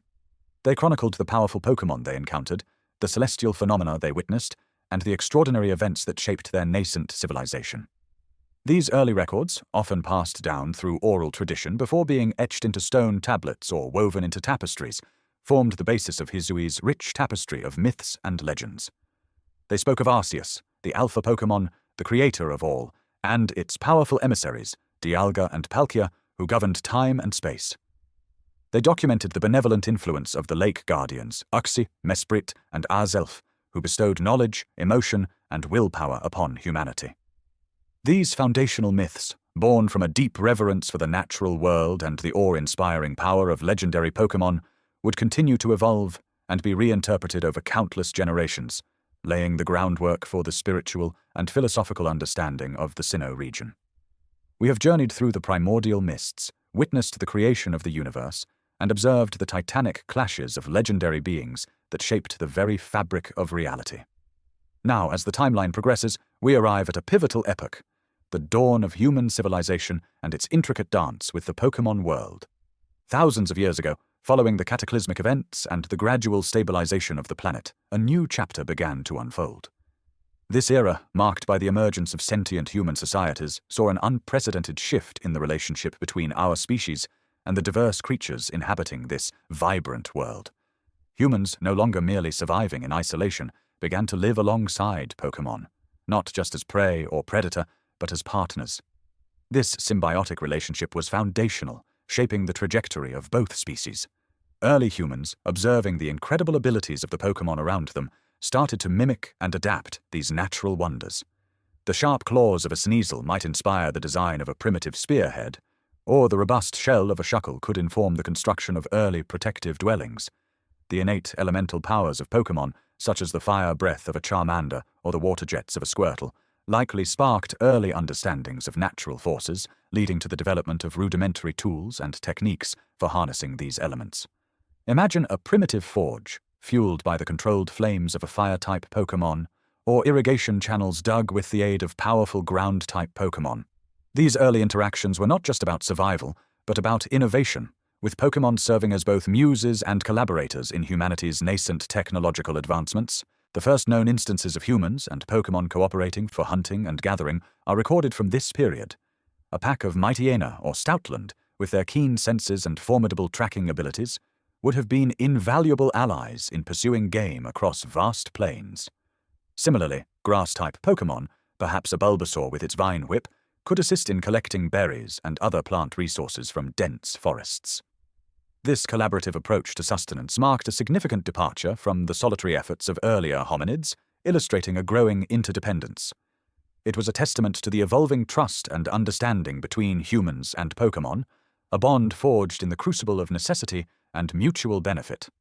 These partnerships were not merely transactional, they fostered a deeper connection, laying the groundwork for the profound relationships that would define the future. As these partnerships deepened, primitive settlements began to form. These early communities were strategically located, often near areas rich in specific Pokémon populations or vital resources. The Glimwood Tangle in the Galar region, with its mystical glowing mushrooms and unique fairy-type Pokémon, provides an excellent example. Such locations, offering both sustenance and protection, would have naturally drawn early human groups. The presence of certain Pokémon could indicate fertile land, safe water sources, or even natural defenses against threats. Imagine a settlement nestled beside a river, protected by a colony of powerful water-type Pokémon, or a village thriving in a forest teeming with Pokémon that could assist in foraging and warding off predators. These early settlements were not just collections of dwellings, they were ecosystems where humans and Pokémon lived in close proximity, their lives intertwined. From these interactions, the earliest forms of Pokémon battles and contests emerged. Initially, these were likely not the formalized, rule-bound spectacles we know today, but rather spontaneous tests of strength and skill. Perhaps it began with two individuals pitting their Pokémon against each other to settle disputes, or to demonstrate prowess in hunting. A contest of speed between two Rapidash, or a display of power between two Machoke, could have served as entertainment, a way to establish dominance, or even as a form of ritual. These early battles would have been raw and instinctual, reflecting the natural competitive spirit of both humans and Pokémon. They were a precursor to the sophisticated competitive scene that would eventually define the Pokémon world, showcasing the inherent desire to push boundaries and prove oneself. It was within this era that the legend of the hero who saved the Galar region from the darkest day with Zacian and Zamazenta was established. This epic tale, passed down through generations, describes a cataclysmic event where the region was plunged into darkness by the colossal extraterrestrial Pokémon, Eternatus. Eternatus, in its Gigantamax form, unleashed an unprecedented storm of Galar particles, causing Pokémon across the region to Dynamax uncontrollably and become enraged. Cities crumbled, and the very fabric of reality seemed to tear. In this hour of dire need, a heroic figure, whose identity has been lost to the mists of time, emerged. This hero, wielding a sword and shield, rallied alongside the legendary Pokémon Zacian and Zamazenta. Zacian, the fairy steel-type warrior Pokémon, and Zamazenta, the fighting steel-type warrior Pokémon, stood as beacons of hope. Their combined might, fueled by their unwavering loyalty to the hero and the land, confronted Eternatus. The legend recounts their joint effort in a titanic struggle, ultimately repelling Eternatus and restoring peace to Galar. This myth is not just a tale of heroism, it underscores the profound bond that could be forged between humans and legendary Pokémon, a partnership capable of averting global catastrophe. It cemented the idea that humanity, even in its early stages, possessed the courage and the capacity to stand alongside beings of immense power for the greater good. The memory of this event, etched into Galar's history, serves as a timeless reminder of human Pokémon cooperation in the face of overwhelming adversity. Throughout this period, ancient murals and carvings serve as invaluable historical documents depicting the evolving relationship between humans and Pokémon. The Spear Pillar area in the Sinnoh region, for instance, holds remnants of such artistry. These intricate carvings illustrate humans and Pokémon working together in harmony, performing various tasks. Some murals might show a group of humans tending to crops with the assistance of grass-type Pokémon, while others depict hunters accompanied by their loyal Pokémon companions. There are also carvings that suggest ritualistic ceremonies involving Pokémon, perhaps as spiritual guides or protectors. These artistic representations are not merely decorative, they are narratives, telling stories of shared lives, mutual respect, and the deep cultural integration of Pokémon into early human society. They offer a window into a past where the lines between human and Pokémon life were beautifully blurred, showcasing a world where coexistence was not just a concept, but a lived reality. These visual records are crucial for understanding the foundational principles of the Pokémon world, demonstrating that the partnership we see today has roots stretching back millennia. This era also saw the development of the first Pokéballs, albeit in a crude and rudimentary form. These early capture devices were not the sophisticated, mass-produced items we recognize today, but rather handcrafted tools made primarily from apricorns. Apricorns, the fruit of a specific tree species, possess unique properties that allow them to be hollowed out and modified to create a container capable of holding a Pokémon. A skilled craftsman would carefully carve and polish an apricorn, perhaps adding a simple latch or hinge. These primitive Pokeballs were primarily used for capturing and transporting Pokémon, offering a practical solution for individuals who wish to travel with their companions or manage a small group of Pokémon. The act of capturing a Pokémon with an apricorn ball represented a significant technological leap, allowing humans to better manage their Pokémon partners and facilitate more complex interactions. It was the genesis of a technology that would profoundly shape the Pokémon world, making the concept of a Pokémon trainer a tangible reality. The burgeoning human settlements and increasing population necessitated more reliable food sources, leading to the development of early forms of agriculture. This monumental shift in human society was greatly aided by the assistance of grass-type Pokémon. Imagine a Tropius, with its large leafy wings and ability to bear delicious fruit, not only providing sustenance, but also assisting in the cultivation of crops. Its broad leaves could shade young plants, and its gentle nature would make it an ideal companion for tending fields. Other grass-type Pokémon, with their abilities to manipulate plant life or enrich soil, would have been invaluable in transforming wild landscapes into productive farmland. This partnership with nature, facilitated by Pokémon, allowed human communities to grow and thrive, moving beyond a purely hunter-gatherer existence. It was a testament to the adaptability of both species and their capacity for innovative collaboration. As these diverse interactions deepened and specialized, the concept of trainers began to solidify. Individuals, through a combination of aptitude, dedication, and perhaps a natural affinity, started to focus on raising and guiding specific Pokémon. These early trainers were not just companions, they were leaders, mentors, and strategists. They understood the unique strengths and weaknesses of their Pokémon, developing techniques and strategies to maximize their potential. This wasn't about dominance, but about partnership, about nurturing the growth and abilities of their Pokémon. A trainer might specialize in fire-type Pokémon for warmth and protection, or water types for fishing and transport. This specialization laid the groundwork for the diverse roles trainers would eventually play in society. From researchers to battle masters, it was the birth of a profound cultural institution where the bond between human and Pokémon transcended mere utility, evolving into a shared journey of growth, discovery, and mutual respect. As human civilization continued its nascent development, the profound influence of Pokémon permeated every facet of their emerging societies. Oral traditions, passed down through generations, began to coalesce into intricate mythologies, painting vivid pictures of the world's origins and the powerful beings that shaped it. These were not mere campfire stories, but foundational narratives that explained existence itself. Central among these were tales of Arceus, the alpha Pokémon said to have emerged from an egg in a vortex of nothingness, and then, with its 1,000 arms, created the universe. This primordial being, often depicted as a majestic, equine creature, was believed to have then brought forth Dialga, the temporal Pokémon, master of time, and Palkia, the spatial Pokémon, sovereign of space, to give structure to the nascent cosmos. Following them, Giratina, the renegade Pokémon, was created to maintain the balance between these dimensions, though its rebellious nature led to its banishment to the distortion world, a realm existing outside the conventional flow of time and space. These legendary figures, along with the Lake Guardians, Uxie, Mesprit, and Azelf, who bestowed knowledge, emotion, and willpower upon humanity, formed the bedrock of early human spiritual understanding. These myths, though varying in specific details across different burgeoning settlements, shared a common thread: an acknowledgement of forces far grander than humanity, forces inextricably linked to the Pokémon world. It was against this backdrop of burgeoning myth and understanding that the earliest known forms of human communication began to take shape. The intricate patterns and unique forms of Pokémon served as profound inspiration. Notably, the unknown, mysterious psychic-type Pokémon, whose forms resemble the letters of various alphabets, are believed to have directly influenced the development of early writing systems. Imagine an ancient scribe observing a cluster of unknown floating in the air, their shapes subtly shifting, and recognizing a potential for symbolic representation. These early pictographs and ideograms, etched into cave walls or carved into stone tablets, often depicted Pokémon, not just as subjects, but as the very building blocks of communication. A symbol resembling a Bidoof might denote industriousness, while one like a Starly could represent freedom or travel.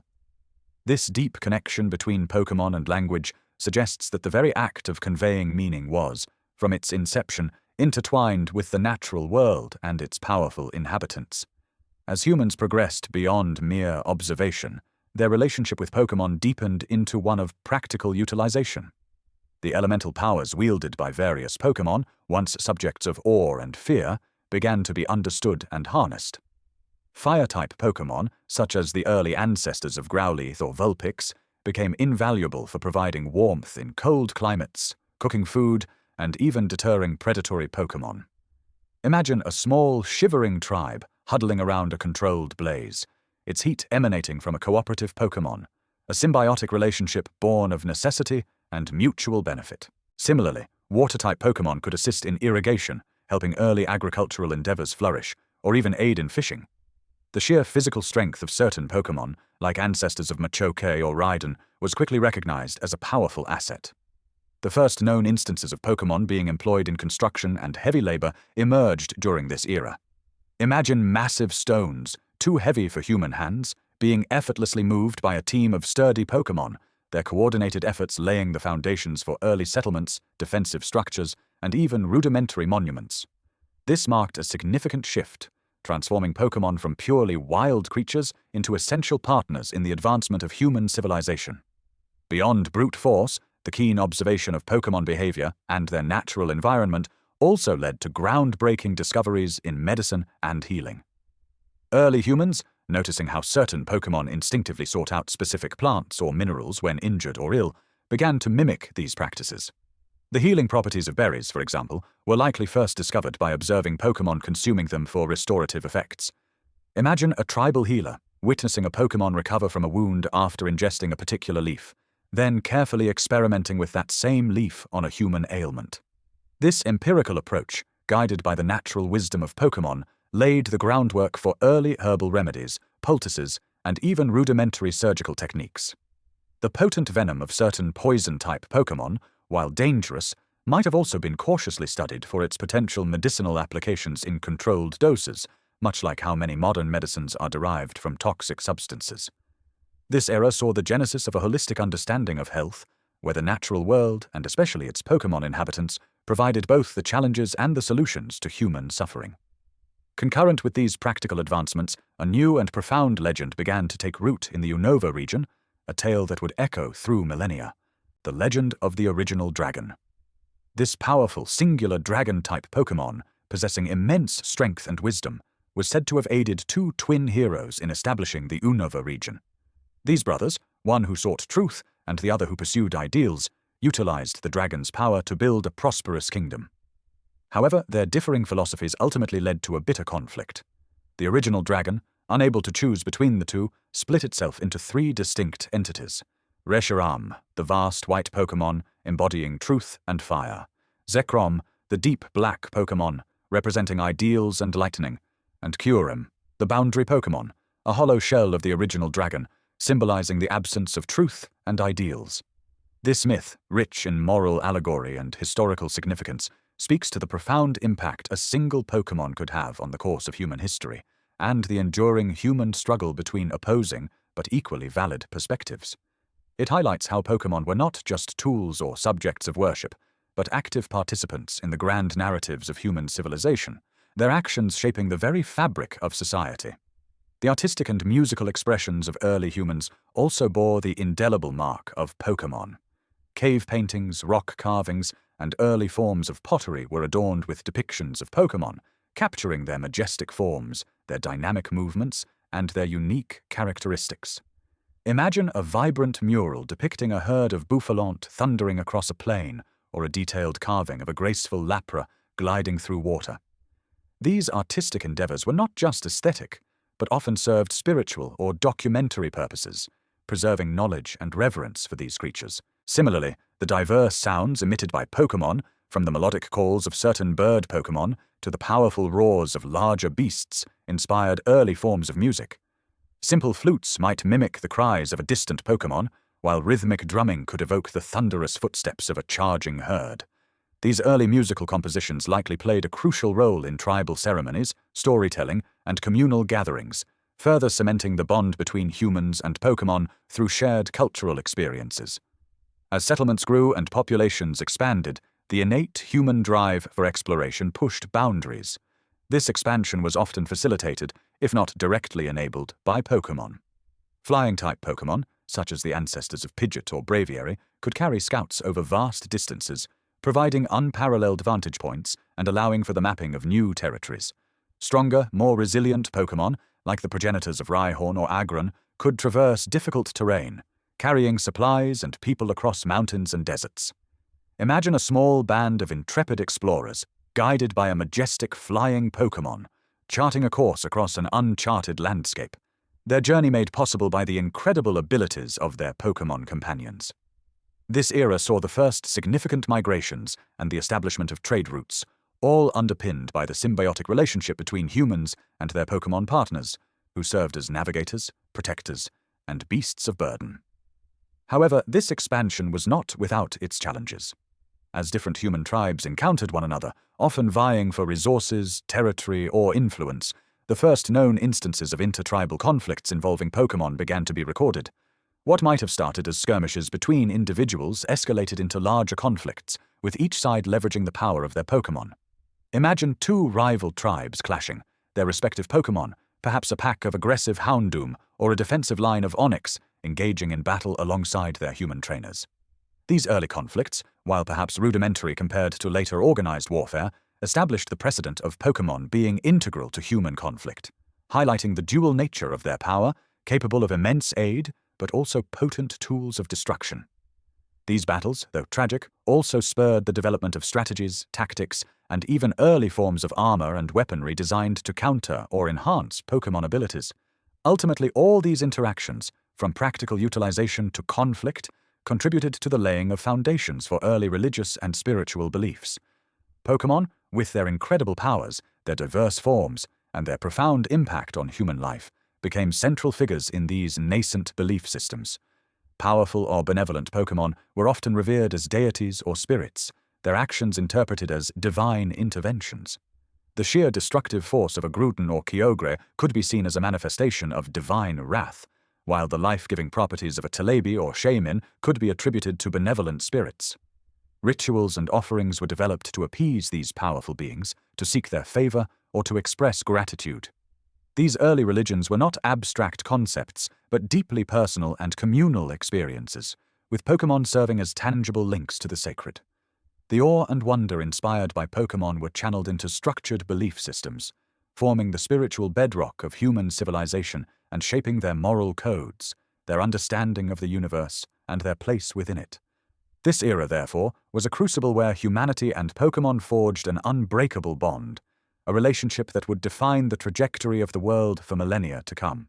Our journey through the Pokémon timeline now brings us to a period of profound upheaval, a time that would forever scar the world and reshape its history.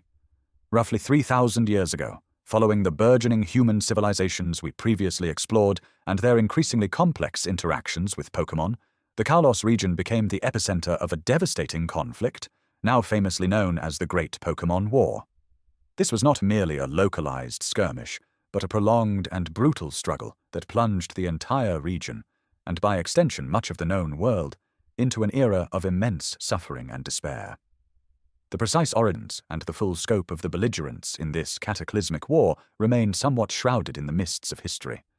What we do know is that it involved at least two major opposing factions, though their exact identities, their banners, and the specific territories they controlled are not exhaustively detailed in historical records. Some accounts suggest these were rival kingdoms or powerful city-states within Kalos, vying for dominance, resources, or perhaps even ideological supremacy.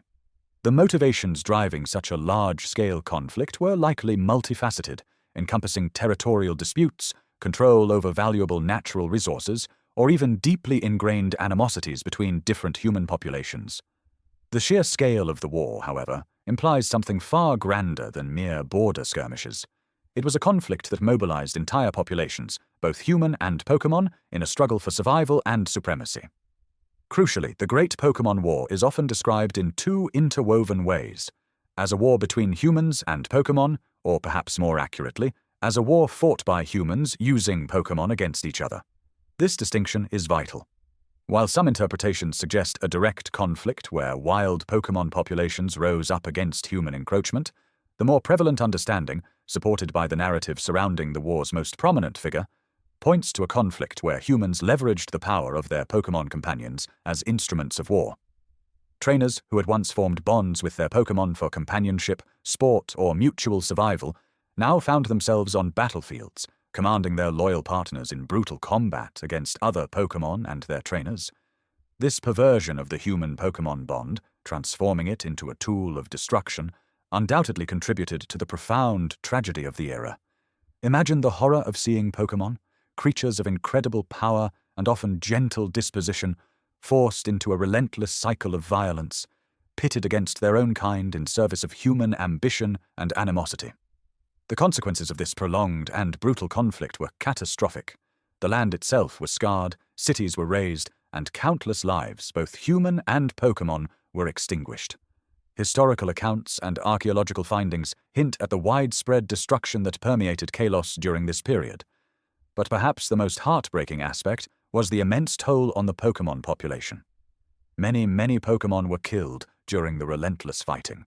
They were not merely casualties of collateral damage, but active participants, often dying on the front lines, sacrificing themselves or being sacrificed by their trainers in the pursuit of victory. The sheer number of Pokémon lives lost was staggering, leaving an indelible mark on the collective memory of the world and contributing to the somber undertones found in later legends and cultural practices. This mass extinction of Pokémon, driven by human conflict, stands as a stark reminder of the destructive potential inherent in unchecked aggression. Amidst this widespread devastation, one figure emerges from the annals of history, his story inextricably linked to the war's climax and its most profound legacy. Azid. Azid was the king of Kalos, a monarch whose reign was tragically defined by the war that engulfed his kingdom. He was a man of immense power and authority, yet his greatest weakness, and ultimately his greatest motivation, stemmed from a deeply personal loss. Azid was profoundly affected by the war, not just as a ruler witnessing the destruction of his land and people, but through the agony of a personal tragedy. His beloved Floette, a Pokémon with whom he shared an unbreakable bond, was lost in the conflict. The circumstances of her loss are not fully detailed, but it is clear that she was a casualty of the war, perhaps dying in battle or succumbing to injuries sustained in the fighting. Her death left an unfillable void in Azid's heart, transforming his grief into an obsessive, all-consuming desire. Driven by this overwhelming grief and an equally fervent, though perhaps misguided desire to bring an end to the bloodshed that had claimed his Floette and so many others, Azid began to construct a powerful device. This was not a weapon of conventional warfare designed to defeat an enemy army through traditional means. Instead, it was an invention born of desperation, a desperate gamble to reverse the irreversible and impose peace through an act of unprecedented power. Azid's motivation, while partially aimed at ending the war, was primarily and intensely personal. He yearned to revive his Floette. The thought of her absence, the pain of her loss, overshadowed all other considerations, driving him to extraordinary and ultimately catastrophic lengths. He believed that if he could bring her back, he could somehow, through this act of defiance against death itself, also bring an end to the senseless slaughter that consumed his kingdom. The device Azid constructed, a marvel of ancient Colossian engineering and a testament to his desperation, became known as the ultimate weapon. Its very name suggests its immense power and its ultimate, decisive purpose. This was no ordinary machine. It was a creation of immense complexity and terrifying capability, designed to manipulate forces that were, until then, beyond human comprehension. The ultimate weapon was not merely a theoretical concept or a blueprint. It was a tangible, colossal structure, built in secret, its true purpose initially hidden even from many of Azid's closest advisors. Its construction would have required vast resources, both material and intellectual, indicating the immense power and influence Azid still wielded, even amidst the chaos of war. The core principle behind the ultimate weapon was as horrific as it was powerful. It was designed to harness the life force of Pokémon. This was not a device that simply healed or restored. Instead, it would draw upon the very essence of living Pokémon, siphoning their vital energy to fuel its immense power.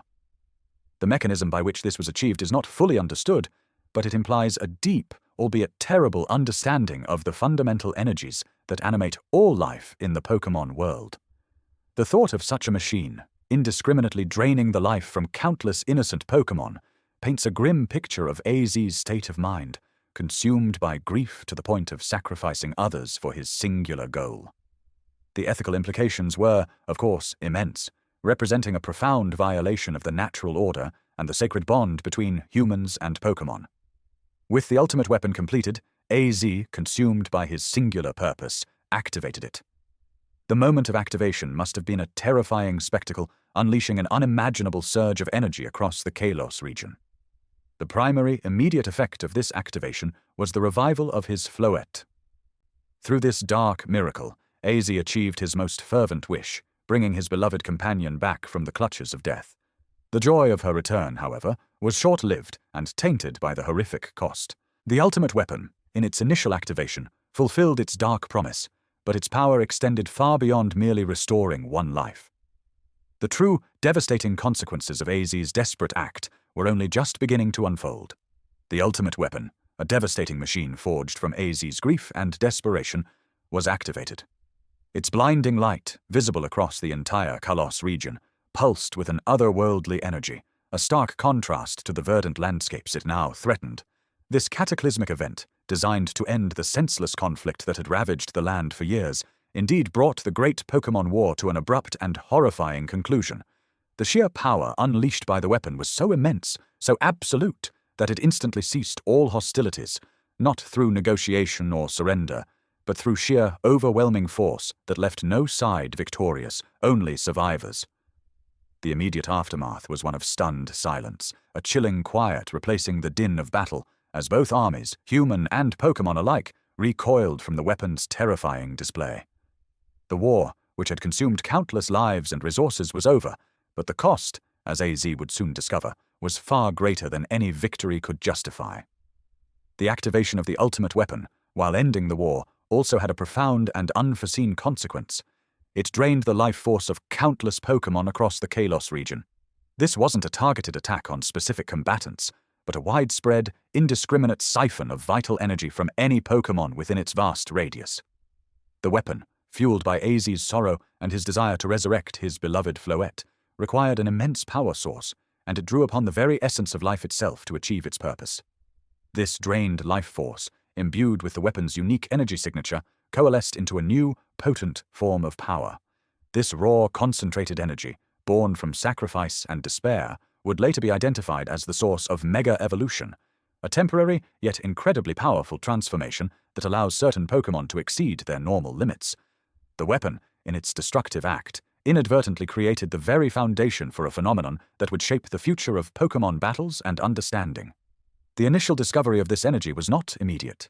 It lay dormant, a silent testament to the weapon's power, waiting for future generations to uncover its secrets and harness its potential. Floette, the very Pokémon for whom AZ had constructed the ultimate weapon, was indeed revived. The weapon's colossal energy expenditure, the very life force of countless other Pokémon, successfully brought her back from the brink of death.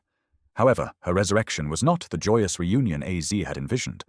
As she opened her eyes, Floette, a Pokémon known for her gentle nature and deep connection to life, immediately sensed the immense, horrifying cost of her return.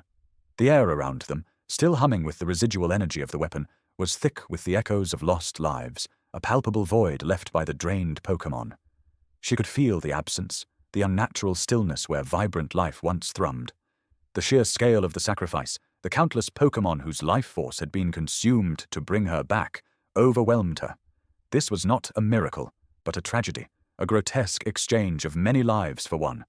Floette, horrified by the magnitude of this sacrifice, by the sheer brutality of what had been done in her name, could not reconcile this act with the loving, gentle trainer she had known. The man who had once nurtured her, who had mourned her so deeply, had become a destroyer, a perpetrator of unimaginable suffering. The weight of this knowledge, the understanding that her very existence was predicated on such immense loss, was unbearable. She could not look at AZ, the architect of this devastation, without seeing the shadows of the countless Pokémon whose lives he had taken. Overwhelmed by grief, horror, and a profound sense of betrayal, Floette abandoned Azid. This wasn't a simple departure, but a complete severance of their bond, a silent but absolute rejection of the man he had become. She couldn't remain with someone who had committed such an atrocity, even if it was done out of love for her. The love that had once bound them together was now irrevocably tainted by the blood of innocence.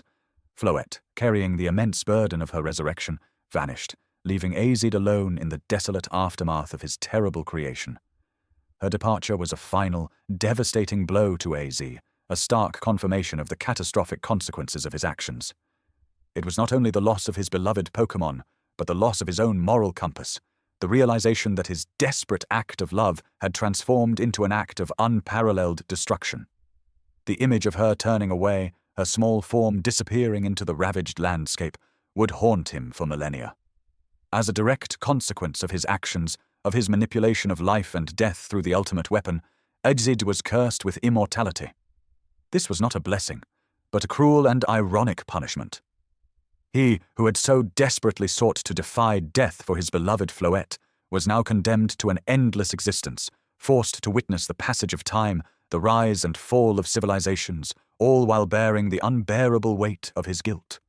The weapon, imbued with the raw life energy of countless Pokémon, had fundamentally altered his being, severing his connection to the natural cycle of life and death.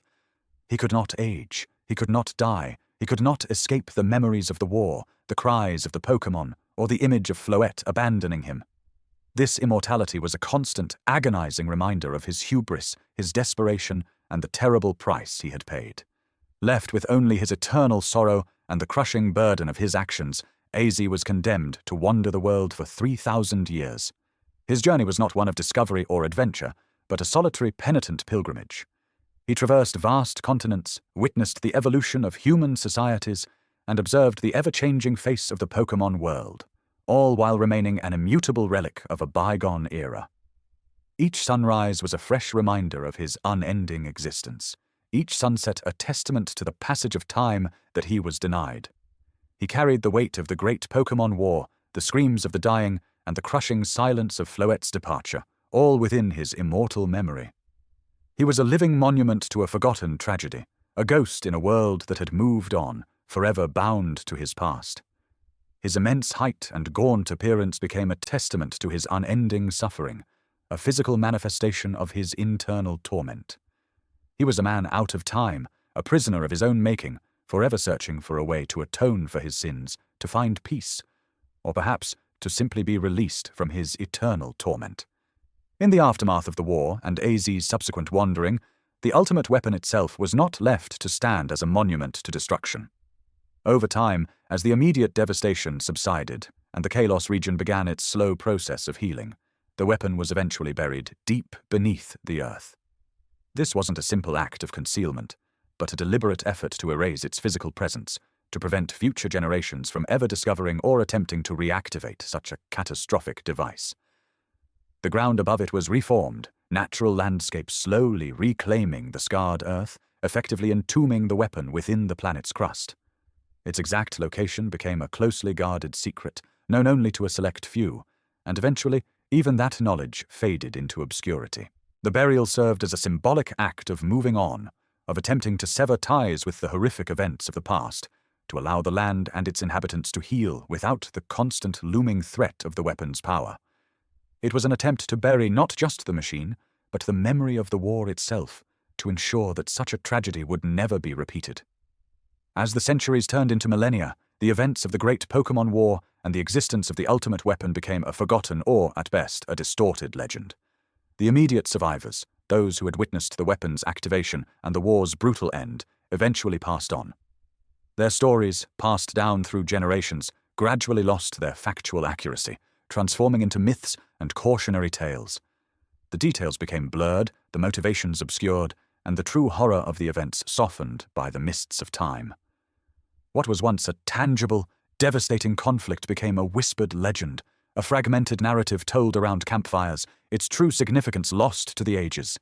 The ultimate weapon, once a terrifying reality, became a fantastical element in ancient folklore, its true power and purpose largely misunderstood or dismissed as mere superstition. This fading of memory was a natural consequence of time, but it also served to further isolate AZ, leaving him as the sole, living witness to a history that the world had chosen to forget.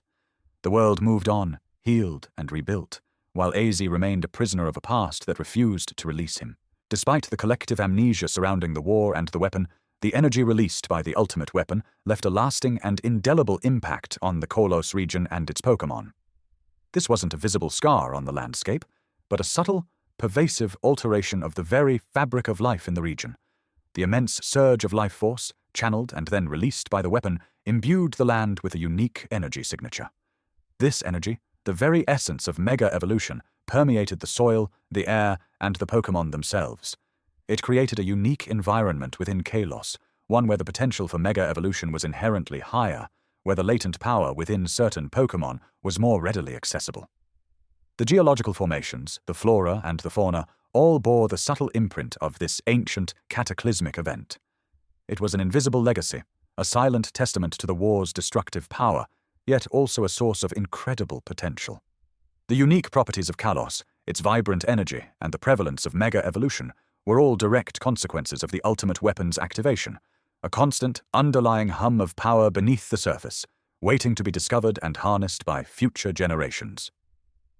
The land itself remembered, even if its inhabitants had forgotten the true origin of its unique vitality.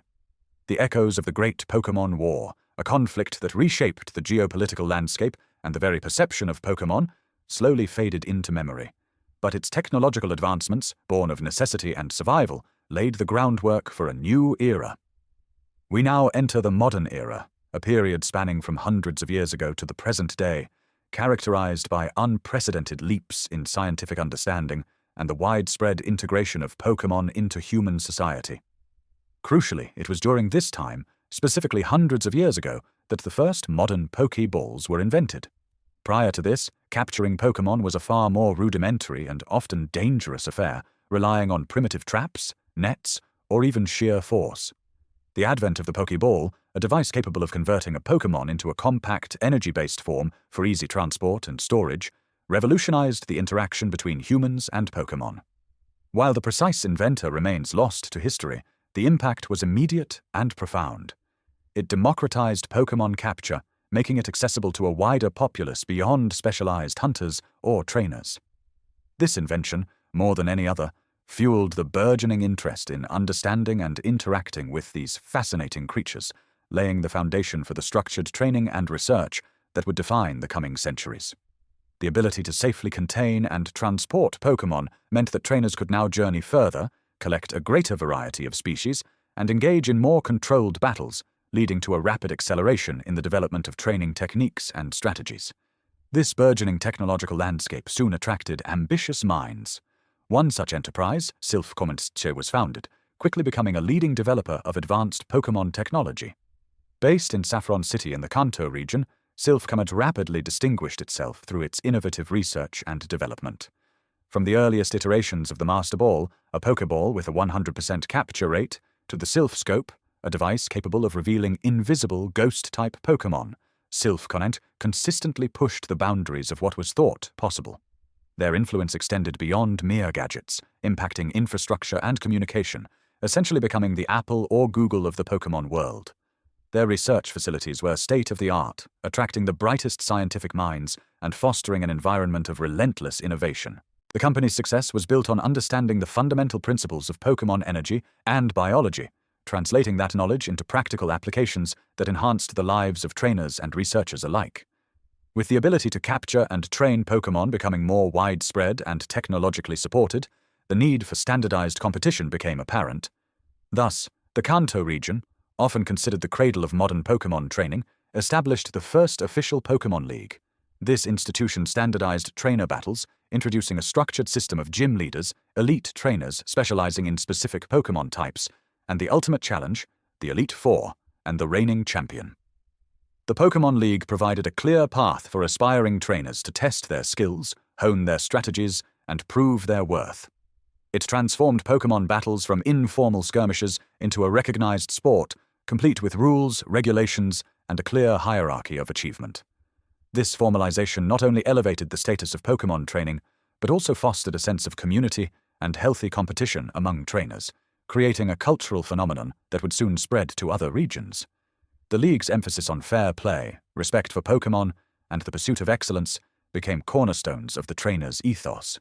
Concurrent with the rise of the Pokémon League, a new generation of dedicated researchers began to emerge, driven by an insatiable curiosity about the natural world. Among these, Professor Samuel Oak, based in Pallet Town, began his pioneering research into Pokémon habitats and behaviors. Professor Oak's work was foundational, moving beyond mere classification to delve into the intricate ecological relationships between Pokémon and their environments. His field studies involved extensive observation, meticulously documenting the dietary habits, social structures, migration patterns, and unique abilities of countless Pokémon species. He was one of the first to truly advocate for understanding Pokémon not just as tools for battle, but as complex living beings with their own intrinsic value.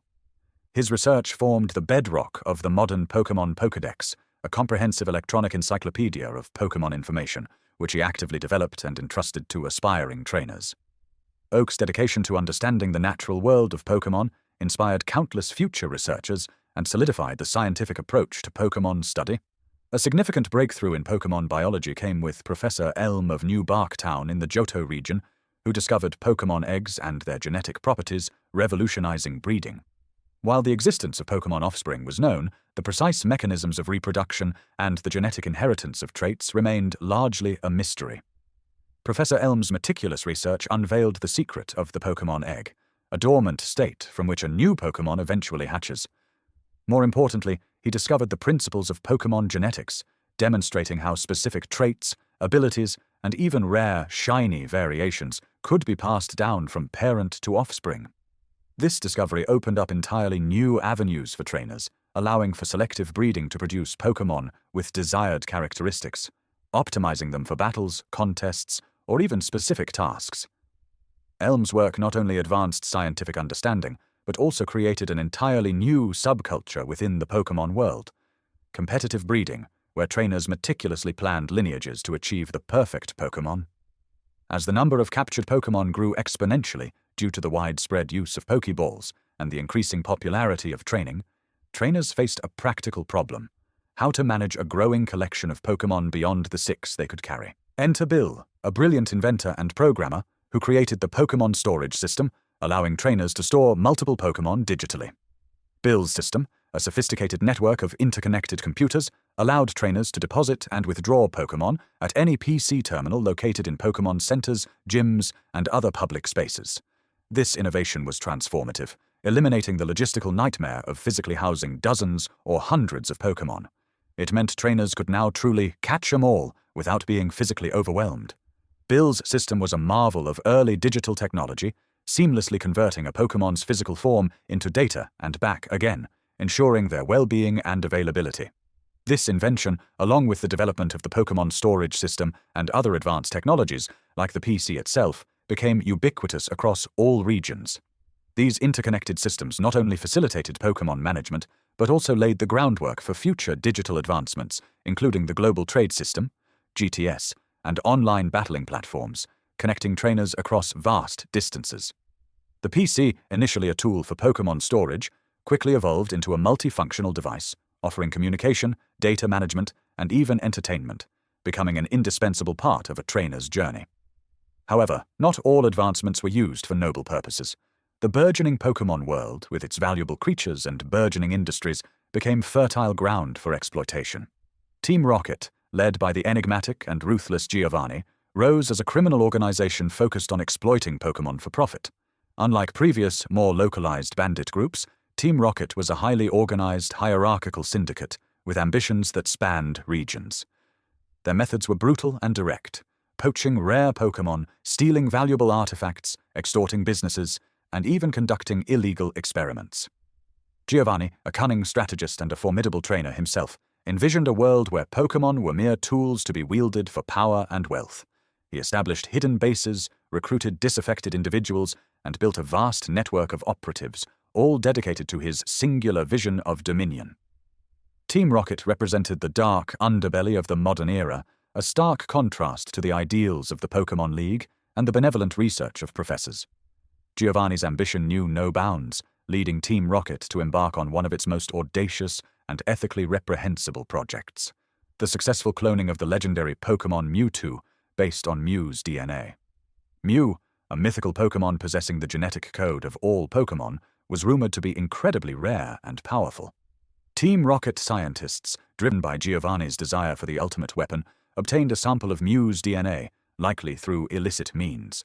The cloning process was excruciating, subjecting the nascent Mewtwo to horrific experiments and genetic manipulation, twisting its natural potential into a being of immense power and profound psychological trauma.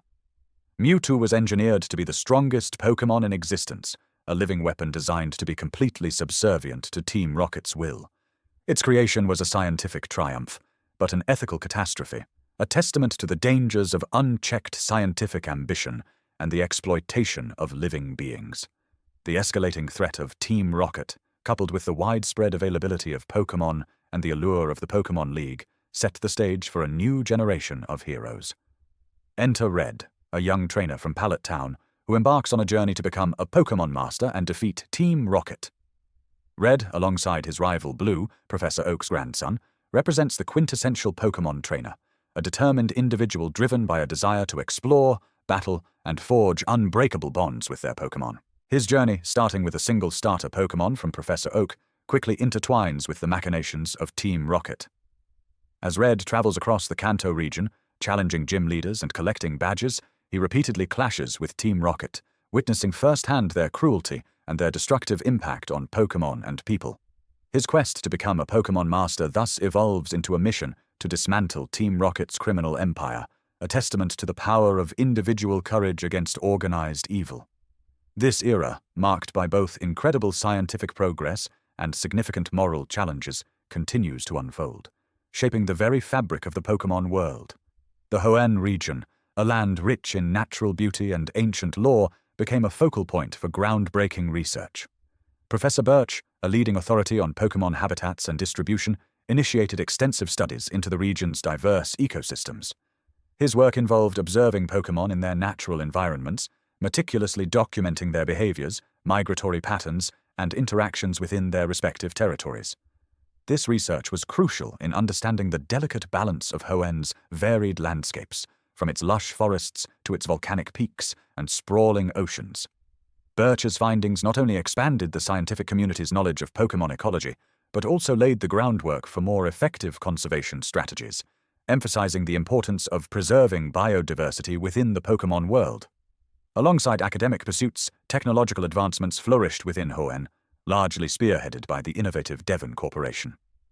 This industrial giant, renowned for its cutting-edge research and development, revolutionized trainer interaction with the world through inventions like the Pokénav. More than just a map or a phone, the Pokénav served as an indispensable multi-tool, integrating a comprehensive navigation system, a communication device, and even a real-time Pokémon condition checker. Its introduction significantly enhanced the efficiency and safety of trainers' journeys, allowing for better planning and more immediate responses to challenges. Devon Corporation also pioneered various scanning technologies, such as the Item Finder, which detected hidden objects, and the Scope Lens, which improved accuracy in battles. These devices not only streamlined exploration and resource gathering, but also demonstrated the increasing sophistication of human ingenuity in harnessing technology to understand and interact with Pokémon and their environment. The company's work, however, was not without its shadows. The burgeoning technological and ecological explorations in Hoenn coincided with the emergence of two extremist organizations, Team Aqua and Team Magma. Driven by radical ideologies, these groups sought to reshape the world according to their own distorted visions. Team Aqua, led by the charismatic but misguided Archie, believed that the world would thrive if the oceans were expanded, arguing that the origin of all life lay in the sea. They aimed to awaken the legendary Pokémon Kyogre, a creature said to embody the power of the sea itself, to achieve their goal of submerging vast land masses. Conversely, Team Magma, under the leadership of the equally fanatical Maxi, championed the expansion of land. They contended that humanity's progress was stifled by the limited land available, and sought to awaken the legendary Groudon, a Pokémon capable of creating and expanding continents, to usher in a new era of terrestrial dominance. Both teams, in their pursuit of perceived utopias, overlooked the catastrophic consequences of unleashing such immense, primordial powers. Their actions threatened to plunge Hoenn, and potentially the entire world, into an ecological disaster, highlighting the ethical dilemmas inherent in manipulating legendary Pokémon for human ends. The clashes between these two teams, and the efforts of a young trainer to stop them, became a defining moment in Hoenn's history, demonstrating the fragile balance between progress and preservation. As the world grappled with these grand challenges, the concept of Pokémon battling continued to evolve, giving rise to new opportunities for experienced trainers to test their skills.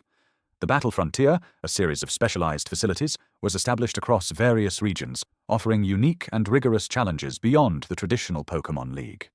Each facility, overseen by a frontier brain, presented a distinct set of rules and strategic demands, pushing trainers to master different aspects of battling, from endurance challenges in the Battle Tower to strategic double battles in the Battle Palace. The Battle Frontier represented a significant step in the professionalization of Pokémon battling, providing a platform for trainers to hone their abilities, earn prestigious symbols, and prove their mastery in diverse combat scenarios. It fostered a culture of continuous improvement and strategic innovation among the elite training community, ensuring that the art of Pokémon battling remained dynamic and endlessly engaging. Meanwhile, in the frigid, myth-shrouded region of Sinnoh, Professor Rowan embarked on a profound investigation into the very origins of the Pokémon world and the mysteries of Pokémon evolution. Unlike his predecessors who focused on classification or habitats, Rowan sought to understand the fundamental forces that shaped existence itself. His research delved into ancient myths and legends, particularly those surrounding the creation trio: Dialga, the master of time; Palkia, the master of space; and Giratina, the master of antimatter. Rowan's work involved analyzing rare artifacts, deciphering ancient texts, and conducting extensive fieldwork to uncover clues about how these legendary Pokémon influenced the formation of the universe and the subsequent development of all life. His groundbreaking theories proposed that evolution was not merely a biological process, but a fundamental principle woven into the fabric of reality, guided by cosmic forces. This intellectual pursuit in Sinnoh laid the foundation for a deeper understanding of the metaphysical aspects of the Pokémon world, pushing the boundaries of scientific inquiry into the realm of the truly primordial. However, these profound inquiries into creation attracted the attention of Team Galactic, a sinister organization led by the enigmatic Cyrus. Driven by a nihilistic desire to create a perfect, emotionless universe, Cyrus believed that the current world was flawed and incomplete. He sought to harness the powers of Dialga and Palkia, the legendary Pokémon of time and space, to achieve his ultimate goal: to destroy the existing universe and rebuild it in his own image. Team Galactic's methods were ruthless, involving the exploitation of Pokémon, the theft of ancient artifacts, and the manipulation of powerful energy sources. Their audacious plan to control the very fabric of reality posed an existential threat, not just to Sinnoh, but to all existence. The ensuing conflict, where a young trainer stood against Cyrus's cosmic ambition, underscored the immense responsibility that came with understanding and interacting with legendary Pokémon, and the devastating consequences when such power fell into the wrong hands. The events in Sinnoh demonstrated that the pursuit of ultimate knowledge, when untempered by wisdom and empathy, could lead to catastrophic outcomes. Following these cosmic events, the world's attention turned to a newly accessible land, the Unova region. Situated far from the familiar landscapes of Kanto, Johto, Hoenn, and Sinnoh, Unova presented a unique frontier for research and exploration. Its distinct geography, bustling metropolises, and vast wildernesses were home to an entirely new ecosystem of Pokémon, unlike any seen before. This biological diversity sparked immense scientific curiosity, leading to a new wave of academic expeditions. The region's unique culture, heavily influenced by its isolation and rapid modernization, also offered fresh perspectives on the human-Pokémon relationship, revealing different traditions, beliefs, and societal structures centered around these creatures. Unova's emergence as a research hub marked a period of global expansion in the understanding of Pokémon life, emphasizing the sheer breadth and variety of the Pokémon world. At the forefront of this new wave of research in Unova was Professor Juniper, a pioneering scientist dedicated to studying the origins and diversity of Pokémon. Her work built upon the foundational research of her predecessors, but focused specifically on the unique evolutionary pathways and ecological niches found within the Unova region. Juniper's studies involved extensive fieldwork, cataloging new species, and analyzing their genetic makeup to understand their relationships to Pokémon from other regions. She was particularly interested in the concept of species divergence, exploring how geographical isolation and environmental pressures led to the development of entirely new Pokémon lines. Her research not only expanded the official Pokémon compendium, the Pokédex, but also contributed significantly to the understanding of biogeography and evolutionary biology within the Pokémon world. Juniper's approachable demeanor and dedication to fostering new trainers also played a crucial role in inspiring the next generation of Pokémon researchers and enthusiasts. Finally, the Kalos region, a land steeped in history and elegance, introduced a revolutionary concept that forever changed the landscape of Pokémon battles: mega evolution. This extraordinary phenomenon allowed certain Pokémon to temporarily achieve a more powerful form during battle, unlocking latent abilities and significantly boosting their stats. Unlike traditional evolution, mega evolution was a temporary transformation, triggered by the strong bond between a trainer and their Pokémon, and facilitated by specialized items known as Mega Stones and a keystone held by the trainer. The discovery of mega evolution sparked immense excitement and strategic innovation in the battling community, adding a new layer of depth and unpredictability to competitions. It also prompted extensive research into the origins of this power, with scientists like Professor Sycamore investigating the ancient history and energy sources behind these temporary transformations. Mega evolution not only showcased the incredible potential hidden within Pokémon, but also underscored the profound connection between trainers and their partners, demonstrating that true power often stemmed from an unbreakable bond rather than raw strength alone. This groundbreaking discovery in Kalos marked a new era of strategic depth and emotional resonance in the world of Pokémon, further solidifying the intricate relationship between humans and these remarkable creatures. Our journey through the Pokémon timeline now brings us to a pivotal era, one that many consider the true beginning of the Pokémon world as we know it. We're talking about the adventures that unfolded in the regions of Kanto and Johto, events that, in the in-universe chronology, largely align with the franchise's initial release year of 1996. This period, encompassing what are known as Generation 1 and Generation 2, lays the foundational narratives and introduces many of the concepts that would define Pokémon for decades to come. Before the tales of trainers and their Pokémon began, the very fabric of existence was woven by a being of immense power. The ancient myths speak of Arceus, often referred to as the Original One, a Pokémon said to have emerged from an egg in a vortex of nothingness. From this primordial act, Arceus is credited with shaping the Pokémon world itself, a planet teeming with diverse life and vibrant ecosystems. It is believed that Arceus, through its boundless power, also brought forth some of the most powerful and influential legendary Pokémon.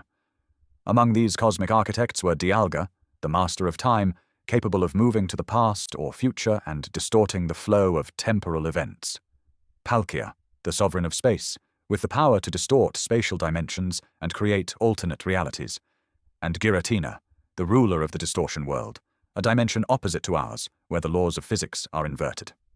These three, often referred to as the Creation Trio, represent the fundamental forces governing the Pokémon universe, their existence predating all recorded history and setting the stage for the world where our stories unfold.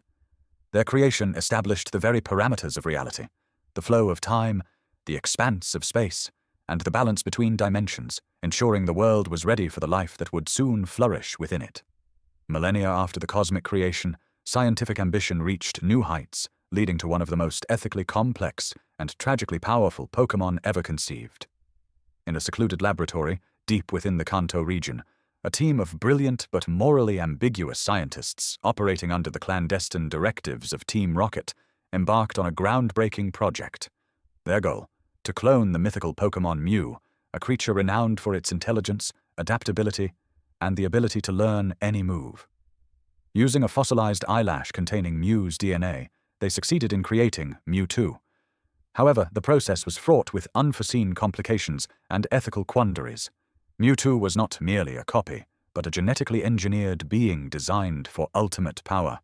Its creation was a testament to human ingenuity, but also a stark warning about the dangers of playing God. From its very inception, Mewtwo was subjected to grueling experiments and psychological manipulation, isolated from the natural world and conditioned to view itself as a weapon. This harsh upbringing, combined with its inherent genetic instability and immense psychic power, rendered Mewtwo a profoundly unstable Pokémon. It possessed an intellect far surpassing that of most humans, coupled with a deep-seated resentment towards its creators and a profound existential crisis about its purpose. Its power was unrivaled, its mind a tempest of conflicting emotions, making it a force of nature that would eventually break free from its confines, leaving a trail of destruction and a legacy of fear. It is against this backdrop of ancient myths and modern scientific hubris that our more contemporary narratives begin to intertwine, specifically around the in-universe date of 1996, the year that marks the start of many trainers' journeys. In the tranquil, sleepy town of Pallet Town, nestled in the Kanto region, a young boy named Red, a quiet but determined aspiring Pokémon trainer, stood on the precipice of his destiny. Like countless others before and after him, Red's journey began with a momentous decision: the selection of his first partner Pokémon. Under the guidance of the esteemed Professor Oak, a world-renowned Pokémon researcher and the local authority on all things Pokémon, Red was presented with a choice of 3 starter Pokémon: the Grass-type Bulbasaur, the Fire-type Charmander, or the Water-type Squirtle. This choice, seemingly simple, would profoundly shape his early adventures and forge an unbreakable bond. With his chosen partner by his side, Red officially embarked on his Pokémon journey, venturing out of Pallet Town with a Pokédex, an electronic encyclopedia designed to record information on Pokémon, and a handful of Pokéballs, devices used to capture and store Pokémon, ready to explore the vast and wondrous Kanto region. His initial goal, like all aspiring trainers, was to collect 8 gym badges, symbols of victory earned by defeating powerful gym leaders, specialized trainers who serve as gatekeepers to the Pokémon League Challenge. Red's path was not one of solitary exploration. The Kanto region was home to 8 formidable gym leaders, each a master of a particular Pokémon type and a challenging obstacle on his quest. His journey took him through diverse landscapes and bustling cities. He faced Brock, the rock-type expert of Pewter City, whose sturdy Pokémon tested Red's early strategies. Misty, the water-type specialist of Cerulean City, challenged him with her agile aquatic team. Lieutenant Surge, the electric-type tactician of Vermilion City, known as the Lightning American, put his reflexes to the test. Erica, the grass-type connoisseur of Celadon City, known for her graceful battles and fragrant Pokémon. Koga, the poison-type ninja master of Fuchsia City, whose stealthy tactics required careful counterplay. Sabrina, the psychic-type mystic of Saffron City, whose powerful mentalists were a true test of will. Blaine, the fire-type enthusiast of Cinnabar Island, whose volcanic Pokémon radiated intense heat. And finally, Giovanni, the enigmatic ground-type specialist of Viridian City, whose true identity remained shrouded in mystery for much of Red's journey. Each victory, each hard-earned badge, not only brought Red closer to the Pokémon League, but also honed his skills as a trainer, teaching him about type advantages, strategic planning, and the importance of a strong bond with his Pokémon. However, Red's journey was not solely about collecting badges and becoming a stronger trainer. The shadows of a sinister organization loomed large over the Kanto region. Team Rocket, a criminal syndicate with ambitions of world domination, sought to exploit Pokémon for profit and power. Red found himself repeatedly clashing with their agents, disrupting their nefarious schemes. He encountered them attempting to steal rare Pokémon from various locations, including the Fossil Restoration Lab on Cinnabar Island and the Safari Zone. He thwarted their plans to convert the Sylph Scope, a device used to identify ghost-type Pokémon, into a weapon, and bravely infiltrated the Sylph Chimera building in Saffron City, the primary manufacturer of Pokéballs and other Pokémon technology, where Team Rocket had taken the entire company hostage in an attempt to seize control of the Master Ball, a prototype Pokéball with a 100% capture rate. These encounters were not mere side quests, but integral parts of Red's development, forcing him to confront the darker side of the Pokémon world and solidifying his resolve to protect innocent Pokémon and people. Each time, Red's courage and the strength of his Pokémon proved superior, sending Team Rocket's plans into disarray and earning him the gratitude of the communities he protected. The culmination of Red's encounters with Team Rocket came in a dramatic confrontation with their enigmatic leader, Giovanni. After repeatedly thwarting Team Rocket's operations, Red finally uncovered Giovanni's true identity. He was the elusive gym leader of Viridian City, the very last gym Red needed to challenge to complete his badge collection. This revelation added a layer of personal stakes to their final battle. In a climactic showdown within the Viridian City gym, Red challenged Giovanni not just as a gym leader, but as the mastermind behind Team Rocket's reign of terror. The battle was fierce, a clash of ideologies as much as a clash of Pokémon. Red, fueled by his dedication to justice and the well-being of Pokémon, ultimately defeated Giovanni. This defeat, delivered by a young, determined trainer, shattered Giovanni's illusions of invincibility and forced him to confront the consequences of his actions. Humbled and defeated, Giovanni, in a surprising turn of events, announced his decision to disband Team Rocket, vowing to disappear and reflect on his life. This marked a significant victory for Red and a moment of triumph for the Kanto region, as the oppressive grip of Team Rocket was finally broken, ushering in an era of relative peace. With all 8 gym badges in hand and Team Rocket neutralized, Red's ultimate challenge awaited: the Pokémon League. This prestigious tournament pitted the strongest trainers against each other in a series of grueling battles. Red, having proven his mettle against gym leaders and criminal organizations alike, entered the Indigo Plateau, the sacred arena where the Pokémon League takes place. There, he faced the Elite Four, a quartet of exceptionally powerful trainers, each specializing in a different Pokémon type and representing the pinnacle of training skill. Lorelei, the Ice-type master, Bruno, the Fighting-type powerhouse, Agatha, the Ghost-type matriarch, and Lance, the Dragon-type champion, all tested Red's strategic prowess and the strength of his team. One by one, Red overcame these formidable opponents, demonstrating his unparalleled skill and the deep bonds he shared with his Pokémon. But the final challenge was perhaps the most personal: his childhood rival, Blue, Professor Oak's arrogant but equally talented grandson. Blue, having also collected all 8 badges, had raced ahead and defeated the Elite Four just before Red, claiming the title of Kanto Champion for himself. Their final battle was a culmination of their long-standing rivalry, a clash between 2 prodigies who had pushed each other to their limits since their very first steps as trainers. In a hard-fought, epic showdown, Red emerged victorious, finally defeating Blue and earning the coveted title of Kanto Champion. This moment cemented Red's legacy as one of the greatest trainers the Kanto region had ever seen, a true Pokémon master. Even after achieving the pinnacle of trainer success, Red's journey of discovery was far from over. Rumors had long circulated about a mysterious and incredibly powerful Pokémon residing deep within the heart of Cerulean Cave, a treacherous labyrinth located near Cerulean City. This was no ordinary wild Pokémon. It was the genetically engineered Mewtwo, the unstable and immensely powerful creation of Team Rocket scientists. Driven by a thirst for knowledge and a desire to challenge the strongest, Red ventured into the perilous cave, navigating its complex passages and facing its dangerous inhabitants. Deep within its darkest recesses, he finally encountered Mewtwo, a creature of immense psychic energy, radiating a palpable aura of power and solitude. The encounter was not just a battle, but a confrontation with the very limits of human ambition and the consequences of scientific hubris. Red, drawing upon all his experience and the unwavering loyalty of his Pokémon, engaged Mewtwo in a legendary battle.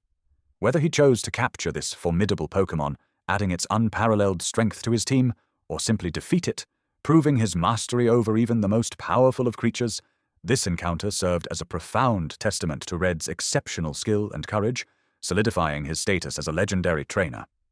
As Red's legend grew and the Kanto region found a new champion, the focus of the Pokémon world began to shift slightly westward, to the neighboring Johto region. In the quiet coastal town of New Barktown, another aspiring trainer was about to embark on their own adventure. This time, the protagonist was either Ethan or Chris, a young individual whose journey, like Red's, began with a crucial choice. Under the guidance of Professor Elm, a brilliant Pokémon researcher specializing in Pokémon breeding and evolution, Ethan or Chris was presented with 3 starter Pokémon native to the Johto region: the Grass-type Chikorita, the Fire-type Cyndaquil, or the Water-type Totodile. With their chosen partner by their side, a Pokédex in hand, and a fresh set of Pokéballs, Ethan or Chris set out from New Barktown, ready to explore the unique landscapes and challenges that Johto had to offer. Their initial goal mirrored Red's: to collect 8 gym badges from the Johto gym leaders, proving their strength and earning the right to challenge the Pokémon League. The Johto region, while geographically connected to Kanto, possessed its own distinct culture, history, and set of challenges. Ethan or Chris embarked on a journey that would take them through ancient temples, bustling cities, and serene forests. They faced Faulkner, the flying-type gym leader of Violet City, whose aerial Pokémon soared through the skies.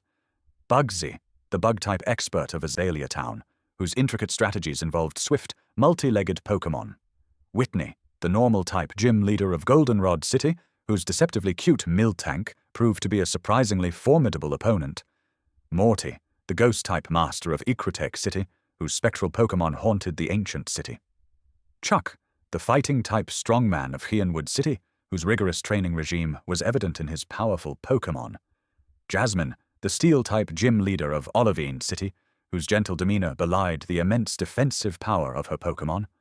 Price, the ice-type sage of Mahogany Town, whose wisdom and chilling Pokémon had withstood the test of time. And finally, Claire, the dragon-type gym leader of Blackthorn City, whose proud lineage and powerful dragon Pokémon represented the ultimate challenge in Johto. Each badge earned was a testament to Ethan or Chris's growing skill, their deepening understanding of Pokémon battles, and the strengthening bonds with their team, bringing them ever closer to the Johto Pokémon League. The year is 1996, and the interconnected sagas of Kanto and Johto continue to unfold. Our new protagonist, Ethan or Chris, a budding trainer from New Barktown, soon finds themselves embroiled in a familiar conflict. Team Rocket, the criminal organization once led by Giovanni, has resurfaced.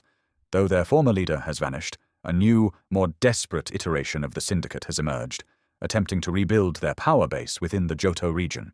This reformed Team Rocket, under the guidance of a council of executives, seeks to exploit Pokémon for profit and power, much like their predecessors. Their methods, however, have become more audacious, more technologically driven, and arguably more dangerous.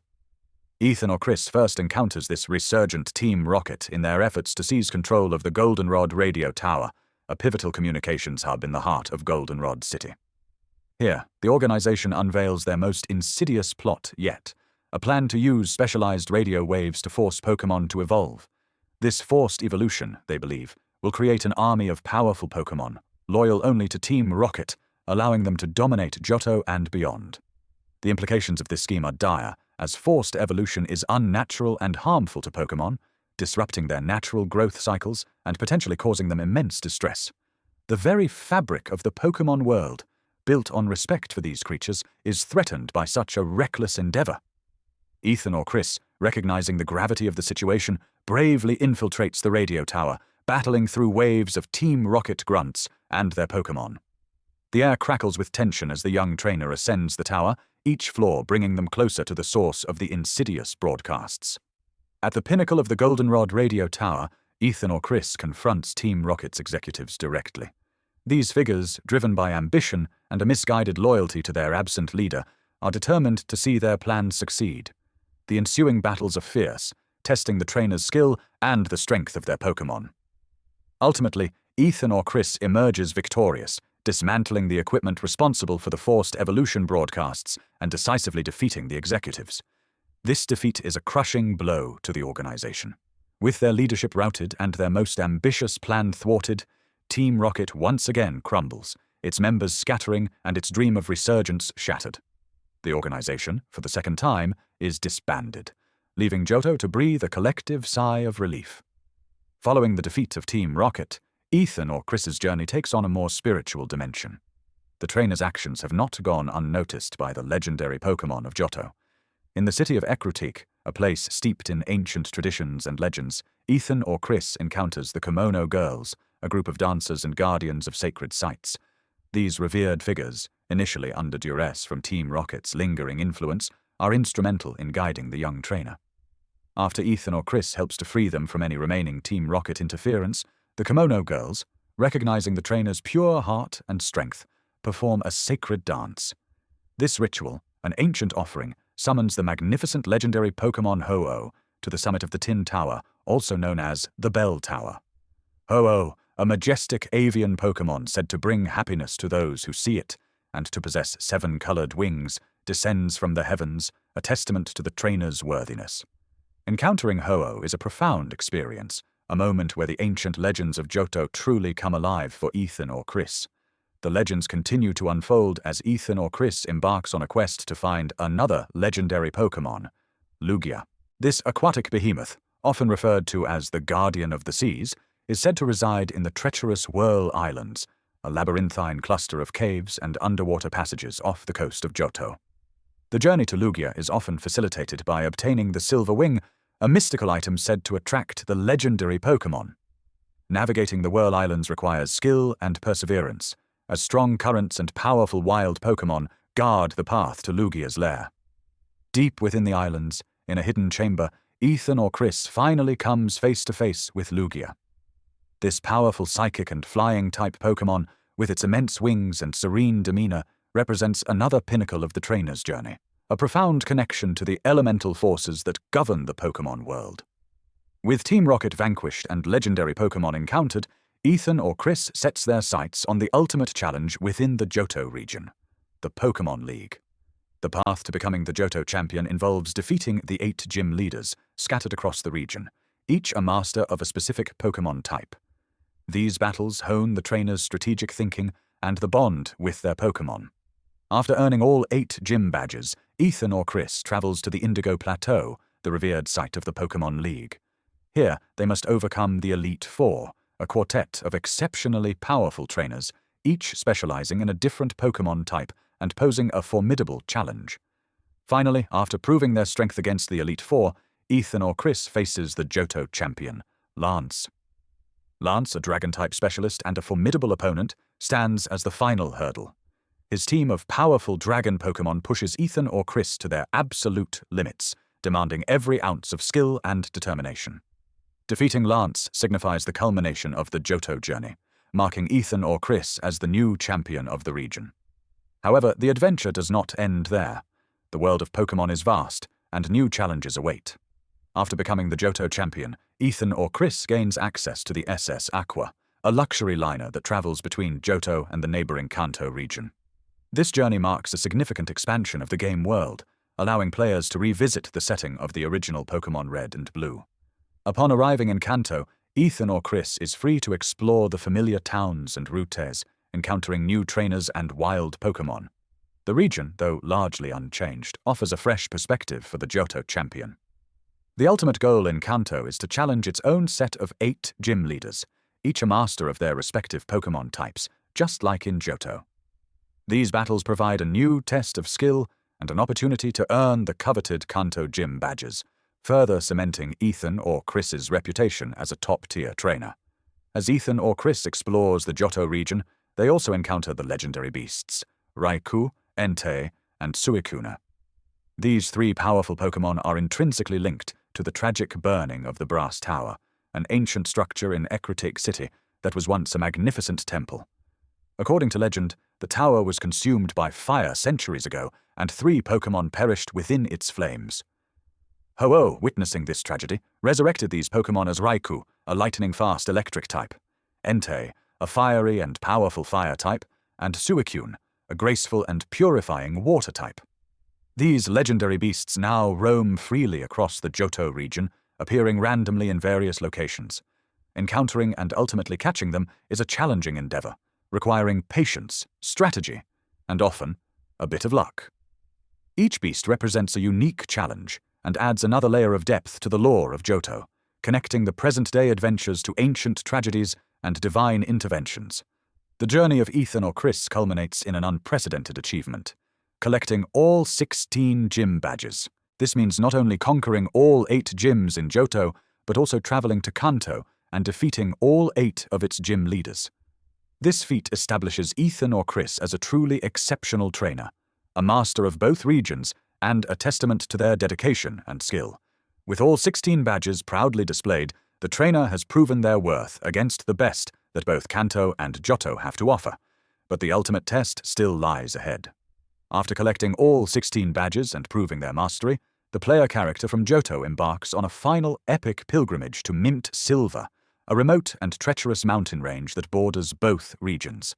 This arduous journey leads to a secluded peak, where a legendary figure awaits. Here, in a climactic showdown that transcends the boundaries of generations, Ethan or Chris encounters Red, the former Kanto champion and the silent protagonist of the original Pokémon Red and Blue games.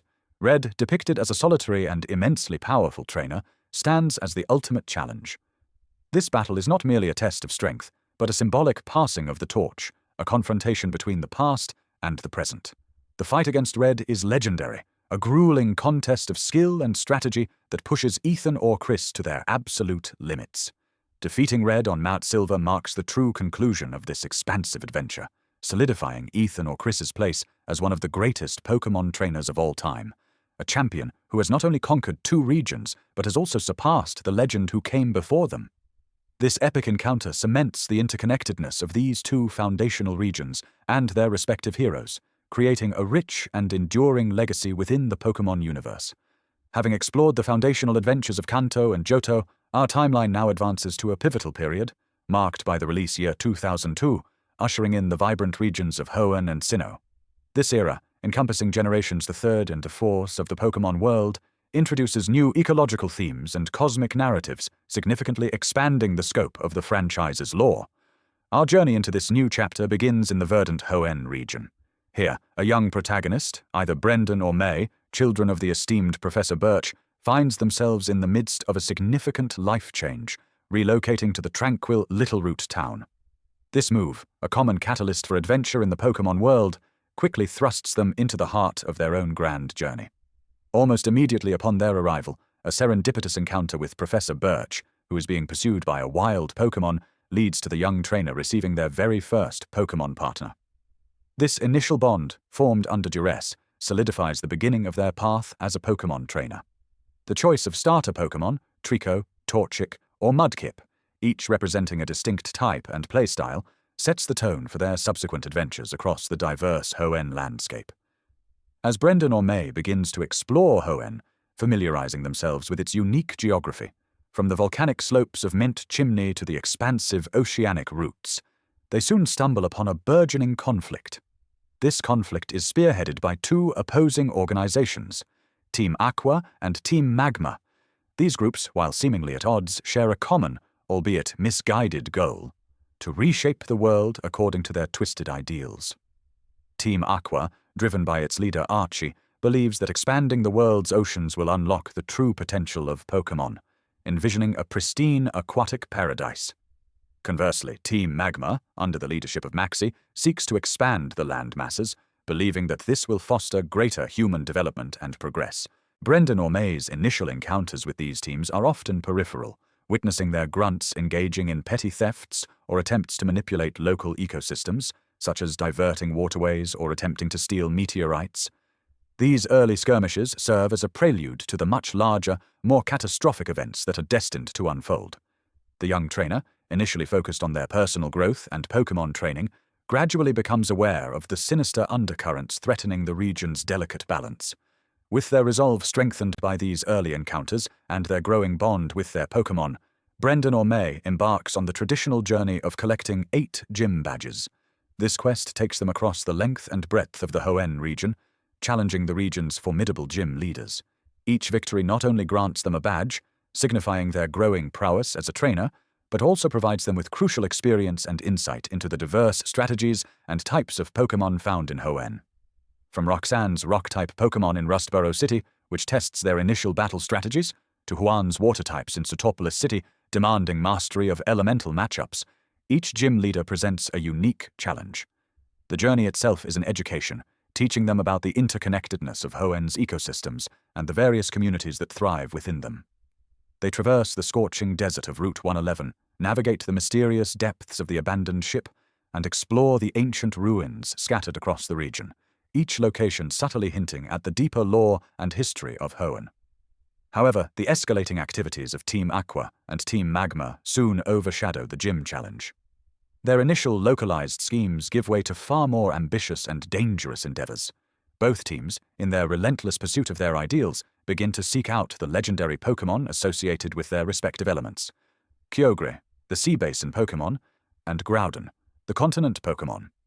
These ancient beings, said to have shaped the very land and sea of Hoenn in primordial times, possess immense power capable of altering the planet's climate on a catastrophic scale. Despite Brendan or May's best efforts to interfere, infiltrating their hidden bases in Seafloor Cavern and Mant Chimney, and thwarting their attempts to steal vital artifacts like the Red Orb and Blue Orb, the teams ultimately succeed in their perilous objectives. Team Aqua manages to awaken Kyogre from its slumber in the seafloor cavern, while Team Magma successfully rouses Groudon from the depths of Mount Chimney. The consequences are immediate and devastating. Hoenn is plunged into an unprecedented environmental crisis. Kyogre's awakening brings forth torrential downpours, causing widespread flooding and threatening to engulf entire towns. Simultaneously, Groudon's reawakening unleashes scorching droughts and intense heat waves, parching the land and endangering terrestrial life. The delicate ecological balance of Hoenn is shattered, and the region faces an existential threat. In the face of this cataclysm, it falls upon Brendan or May, now a seasoned trainer with a strong team of Pokémon, to confront the legendary Titans and their misguided awakeners. The climax of this crisis unfolds in the ancient Cave of Origin in Sootopolis City, a place steeped in legend and power. Here, both Kyogre and Groudon, now in their primal reversion forms, a temporary immensely powerful state, clash in a furious battle that threatens to tear the region apart. The sheer force of their elemental conflict creates a chaotic vortex of weather patterns, with extreme rain and intense sunlight battling for dominance. Brendan or May, guided by the wisdom of the ancient people of Sootopolis and the intervention of the sky-high Pokémon Rayquaza, must bravely step into the heart of this maelstrom. Through sheer determination and the strength of their bond with their Pokémon, they manage to quell the raging legends, either by defeating them in battle or by convincing Rayquaza to intervene, restoring balance to the weather and calming the enraged Titans. This heroic act not only saves Hoenn from environmental ruin, but also forces Team Aqua and Team Magma to confront the destructive consequences of their hubris, leading to their eventual disbandment or retreat. With Hoenn saved and peace restored, Brendan or May's journey culminates in the ultimate challenge, the Pokémon League. Having collected all 8 gym badges, they earn the right to challenge the Elite Four, a quartet of exceptionally powerful trainers, each specializing in a different Pokémon type and strategy. Sydney, Phoebe, Glacia, and Drake test every aspect of the young trainers' skill, from their team composition to their battle tactics. Each victory brings them closer to the pinnacle of Hoenn's competitive scene. Finally, after overcoming the Elite Four, Brendan or May faces the reigning Hoenn champion. In the original games, this was the enigmatic Stephen Stone, a Steel-type specialist and a connoisseur of rare stones, whose formidable Metagross was a true test of strength. In later iterations, the champion was Wallace, the former Sootopolis gym leader, known for his elegant water-type Pokémon and graceful battle style. Regardless of who held the title, defeating the champion solidifies Brendan or May's place as the new Hoenn champion, a testament to their unwavering dedication, strategic brilliance, and deep bond with their Pokémon. Even after achieving the esteemed title of champion, the adventure in Hoenn does not truly end. The region, always eager to challenge its trainers, establishes the battle frontier. This post-game facility, located on a remote island, presents a series of highly specialized battle facilities, each with its own unique rules and frontier brains. From the tactical challenges of the Battle Factory, where trainers must adapt to rental Pokémon, to the endurance tests of the Battle Pike, and the strategic depth of the Battle Arena, the Battle Frontier offers an unparalleled level of competitive play. It serves as a proving ground for even the most accomplished trainers, pushing them to refine their skills and deepen their understanding of Pokémon battling beyond the traditional gym challenge and Elite Four. The Battle Frontier ensures that the spirit of adventure and challenge remains vibrant in Hoenn, inviting trainers to continually test their mettle against increasingly difficult opponents and innovative battle formats. As the echoes of Hoenn's grand adventures begin to settle, our timeline seamlessly transitions to a new, equally captivating region, Sinnoh. This northern land, steeped in ancient myths and shrouded in cosmic mystery, heralds the beginning of Generation 4, also still within the 2002 release era. Our new protagonist, either Lucas or Dawn, residents of the tranquil Twin-Leaf town, is about to embark on their own destiny-defining journey.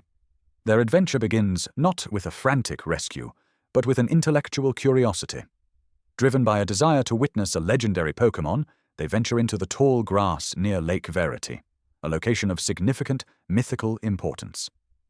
This seemingly innocuous decision leads to an unexpected encounter with Professor Rowan, Sinnoh's esteemed Pokémon professor, and his assistant, who are conducting research in the area.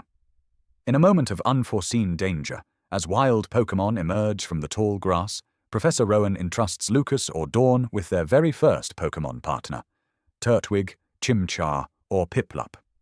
This pivotal moment, a blend of scholarly pursuit and unexpected heroism, marks the official start of their grand expedition across the Sinnoh region, a journey that will intertwine their fate with the very fabric of the Pokémon world's creation myths.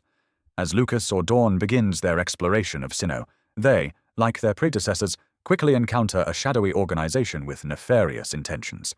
Team Galactic. Unlike the ecologically driven motives of Team Aqua and Team Magma, Team Galactic's ambitions are far more cosmic and chilling. Led by the enigmatic Cyrus, a man devoid of emotion and driven by a cold, calculating intellect, Team Galactic seeks to dismantle the existing universe and recreate it according to their own design, a world free from spirit and emotion, a world they believe will be perfect. Lucas or Dawn's initial encounters with Team Galactic are often subtle, witnessing their grunts engaging in suspicious activities in various locations, such as attempting to steal Pokémon from the Valley Windworks, or causing disturbances in the Eterna City Galactic building. These early observations serve as a disquieting introduction to the true scope of Team Galactic's plans, hinting at a threat far beyond simple regional domination. The young trainer, initially focused on the traditional path of a Pokémon trainer, soon finds themselves drawn into a conflict that threatens not just Sinnoh, but the very fabric of space and time. With the ominous shadow of Team Galactic looming, Lucas or Dawn embarks on the traditional journey of collecting 8 gym badges across the diverse and often challenging landscapes of Sinnoh. This quest, a rite of passage for all aspiring trainers, takes them through a region rich in natural beauty and ancient lore. From the industrial heartland of Oreburgh City, where they face Rourke's sturdy rock-type Pokémon, to the snowy peaks of Snow Point City, where Candace's ice types test their resilience, each gym leader presents a unique, strategic puzzle. The journey itself is an immersive experience, revealing the depth of Sinnoh's culture and history. They traverse the dense Eterna forest, navigate the treacherous Mount Coronet, a mountain believed to connect the physical world with the distortion world, and explore the ancient ruins of Celestic Town, a place where the legends of Sinnoh's creation are deeply ingrained. Each badge earned not only signifies their growing strength and mastery of Pokémon battling, but also brings them closer to understanding the profound secrets hidden within Sinnoh, secrets that Team Galactic desperately seeks to exploit. With the immediate threat to Hoenn averted, the calendar turned to 2002, and the focus of the Pokémon world shifted northward to the rugged, snow-capped region of Sinnoh. Here, a new and even more ambitious villain emerged from the shadows. Team Galactic, led by the enigmatic and dangerously intelligent Cyrus. Unlike previous criminal organizations motivated by mere wealth or territorial expansion, Cyrus harbored a far grander, more terrifying vision. He sought nothing less than the complete obliteration of the current universe, which he perceived as flawed and incomplete, to then recreate it in his own image, a universe devoid of emotion, spirit, or any of the imperfections he despised. To achieve this cosmic reset, Cyrus targeted the legendary Pokémon of Sinnoh's 3 Great Lakes: Uxie, the being of knowledge, dwelling in Lake Acuity; Mesprit, the being of emotion, found in Lake Verity; and Azelf, the being of willpower, residing in Lake Valor. Team Galactic's initial operations involved a series of seemingly disparate acts: the theft of the space-time orb, a mysterious artifact, and the energy of the Lake Guardians. These actions, initially baffling to local authorities and the fledgling Pokémon trainer Lucas or Dawn, depending on the player's chosen avatar, were all part of Cyrus's meticulously planned scheme. He believed that by harnessing the unique spiritual energy of Uxie, Mesprit, and Azelf, he could forge the mythical Red Chain. This ancient artifact, rumored to be capable of binding even the most powerful deities, was the key to his ultimate goal: controlling Dialga, the legendary Pokémon of time, and Palkia, the legendary Pokémon of space. With both temporal and spatial dimensions under his command, Cyrus envisioned himself as the architect of a new cosmos. As Cyrus's plan escalated, Lucas or Dawn, spurred by their encounters with Team Galactic and guided by Professor Rowan and the champion Cynthia, found themselves on a collision course with the villain. The path led them high into the treacherous slopes of Mount Coronet, a sacred mountain that bisects the Sinnoh region and is steeped in ancient lore. At its summit, the Spear Pillar, a ruin of immense historical and spiritual significance, served as the stage for Cyrus's final, desperate act. Here, amidst the howling winds and jagged peaks, Cyrus, having successfully forged the Red Chain from the captured Lake Trio's power, began his ritual. He summoned Dialga and Palkia, their majestic forms shimmering into existence, their very presence warping the fabric of reality. The sky above the spear pillar fractured, threatening to tear open and unleash unimaginable chaos. Lucas or Dawn, arriving just as Cyrus was about to fully unleash the legendary Pokémon's power, courageously confronted the Team Galactic leader. In a desperate battle, they challenged Cyrus and his powerful Pokémon, aiming to disrupt his ritual and save their world. The stakes could not have been higher. The very existence of reality hung in the balance. Through sheer determination and the strength of their Pokémon, Lucas or Dawn managed to prevent Team Galactic from fully recreating the universe with Dialga and Palkia. The red chain, though potent, was ultimately broken, and the cosmic energies began to recede, pulling Sinnoh back from the brink of absolute annihilation. The immediate threat was neutralized, and Cyrus's grand, destructive vision was thwarted, at least for the moment. With the world saved, Lucas or Dawn continued their journey, their reputation as a powerful trainer solidified. They successfully challenged and defeated the Elite Four, Sinnoh's most formidable trainers, each specializing in a different Pokémon type and demanding strategic prowess. Finally, they faced the reigning champion, Cynthia, a trainer renowned for her intelligence, her powerful Garchomp, and her deep understanding of Pokémon lore. The battle against Cynthia was an epic culmination of their journey, a true test of skill and spirit. Upon their victory, Lucas or Dawn ascended to the pinnacle of Sinnoh's Pokémon League, becoming the new Sinnoh champion, a title that recognized their extraordinary achievements and their role in safeguarding the region. However, the defeat of Cyrus at the Spear Pillar was not the end of his story, nor was it the end of the cosmic disturbances he had unleashed.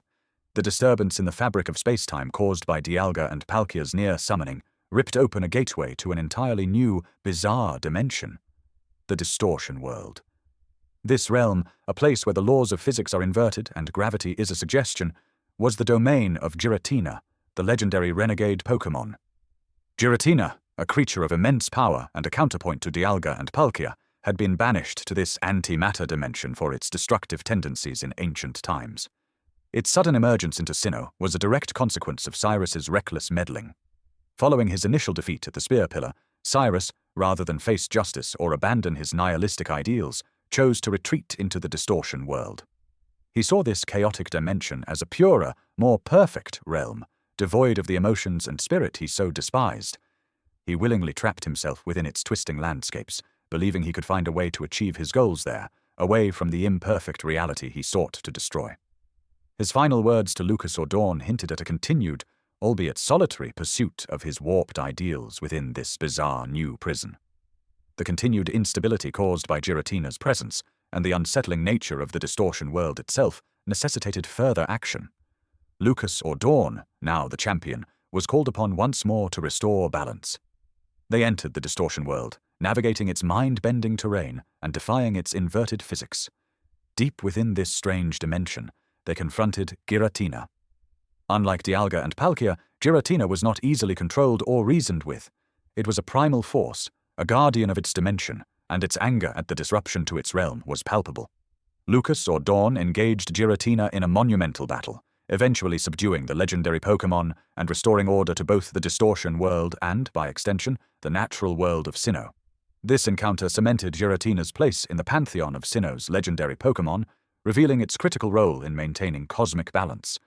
With the immediate cosmic threats addressed and stability returning to Sinnoh, the region, now under the stewardship of its new champion, began to focus on fostering the growth and strength of its trainers. This led to the establishment of the Battle Frontier in Sinnoh, a sprawling complex designed to provide advanced post-game challenges for the most skilled and dedicated trainers. Comprising multiple facilities, each with its own unique rules and frontier brains to conquer, the Battle Frontier offered an unparalleled test of strategy, endurance, and Pokémon mastery. It became a proving ground for those who had already conquered the Pokémon League, pushing them to new heights and ensuring the continued development of Sinnoh's training culture. It was also during this period, through ancient texts and the insights of Professor Rowan and Champion Cynthia, that the deepest secrets of the Pokémon world's creation began to unfurl. The legends of Sinnoh, particularly those surrounding Mented Coronet and the Spear Pillar, spoke of a single, primordial being from which all creation sprang. This being was revealed to be Arceus, the Alpha Pokémon, the original one. Arceus was the true creator of the Pokémon world, and indeed the very universe itself. It was Arceus who, from nothingness, brought forth Dialga, the Master of Time, Palkia, the master of space, and Giratina, the master of antimatter and the distortion world. These three legendary Pokémon, known as the Creation Trio, were merely aspects of Arceus's immense power, each responsible for shaping and maintaining a fundamental component of reality. This revelation fundamentally reshaped the understanding of the Pokémon world's origins, placing Arceus at the absolute apex of the mythological hierarchy, the true architect of all that exists. The discovery of the distortion world and the confirmation of Giratina's role further solidified this understanding, revealing the intricate and ancient cosmic order that governed the Pokémon universe. As the echoes of Hoenn's ancient legends and Sinnoh's cosmic origins began to fade, the Pokémon world entered a new era of discovery and moral introspection. It was around the year 2010, marking a significant shift in regional focus as trainers and researchers turned their attention to the distant shores of the Unova region. This land, inspired by the bustling metropolises and diverse landscapes of the United States, presented a distinctly modern aesthetic, a stark contrast to the more traditional settings of previous regions. Here, Professor Juniper, a pioneering researcher specializing in Pokémon origins, initiated countless journeys for aspiring trainers. One such journey began in the quaint, coastal community of Nuvema Town. It was here that a young protagonist, either Hilbert or Hilda, depending on the individual's path, received their inaugural partner Pokémon. This pivotal moment, a rite of passage for all trainers, marked the true beginning of their adventure. The choice, as always, was between three distinct species known as starter Pokémon: Snivy, a grass type renowned for its regal demeanor; Tepig, a fire type brimming with spirited energy; or Oshawott, a water type known for its playful yet determined nature. With their chosen companion by their side, Hilbert or Hilda stepped out into the wider world, eager to explore the diverse biomes and vibrant cities that Unova had to offer.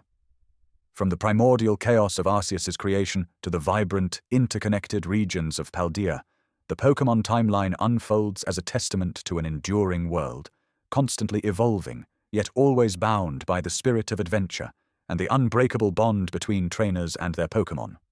This intricate tapestry of legends, discoveries, and human endeavor paints a comprehensive picture of a universe rich with history and endless possibilities. And that is the complete Pokémon timeline.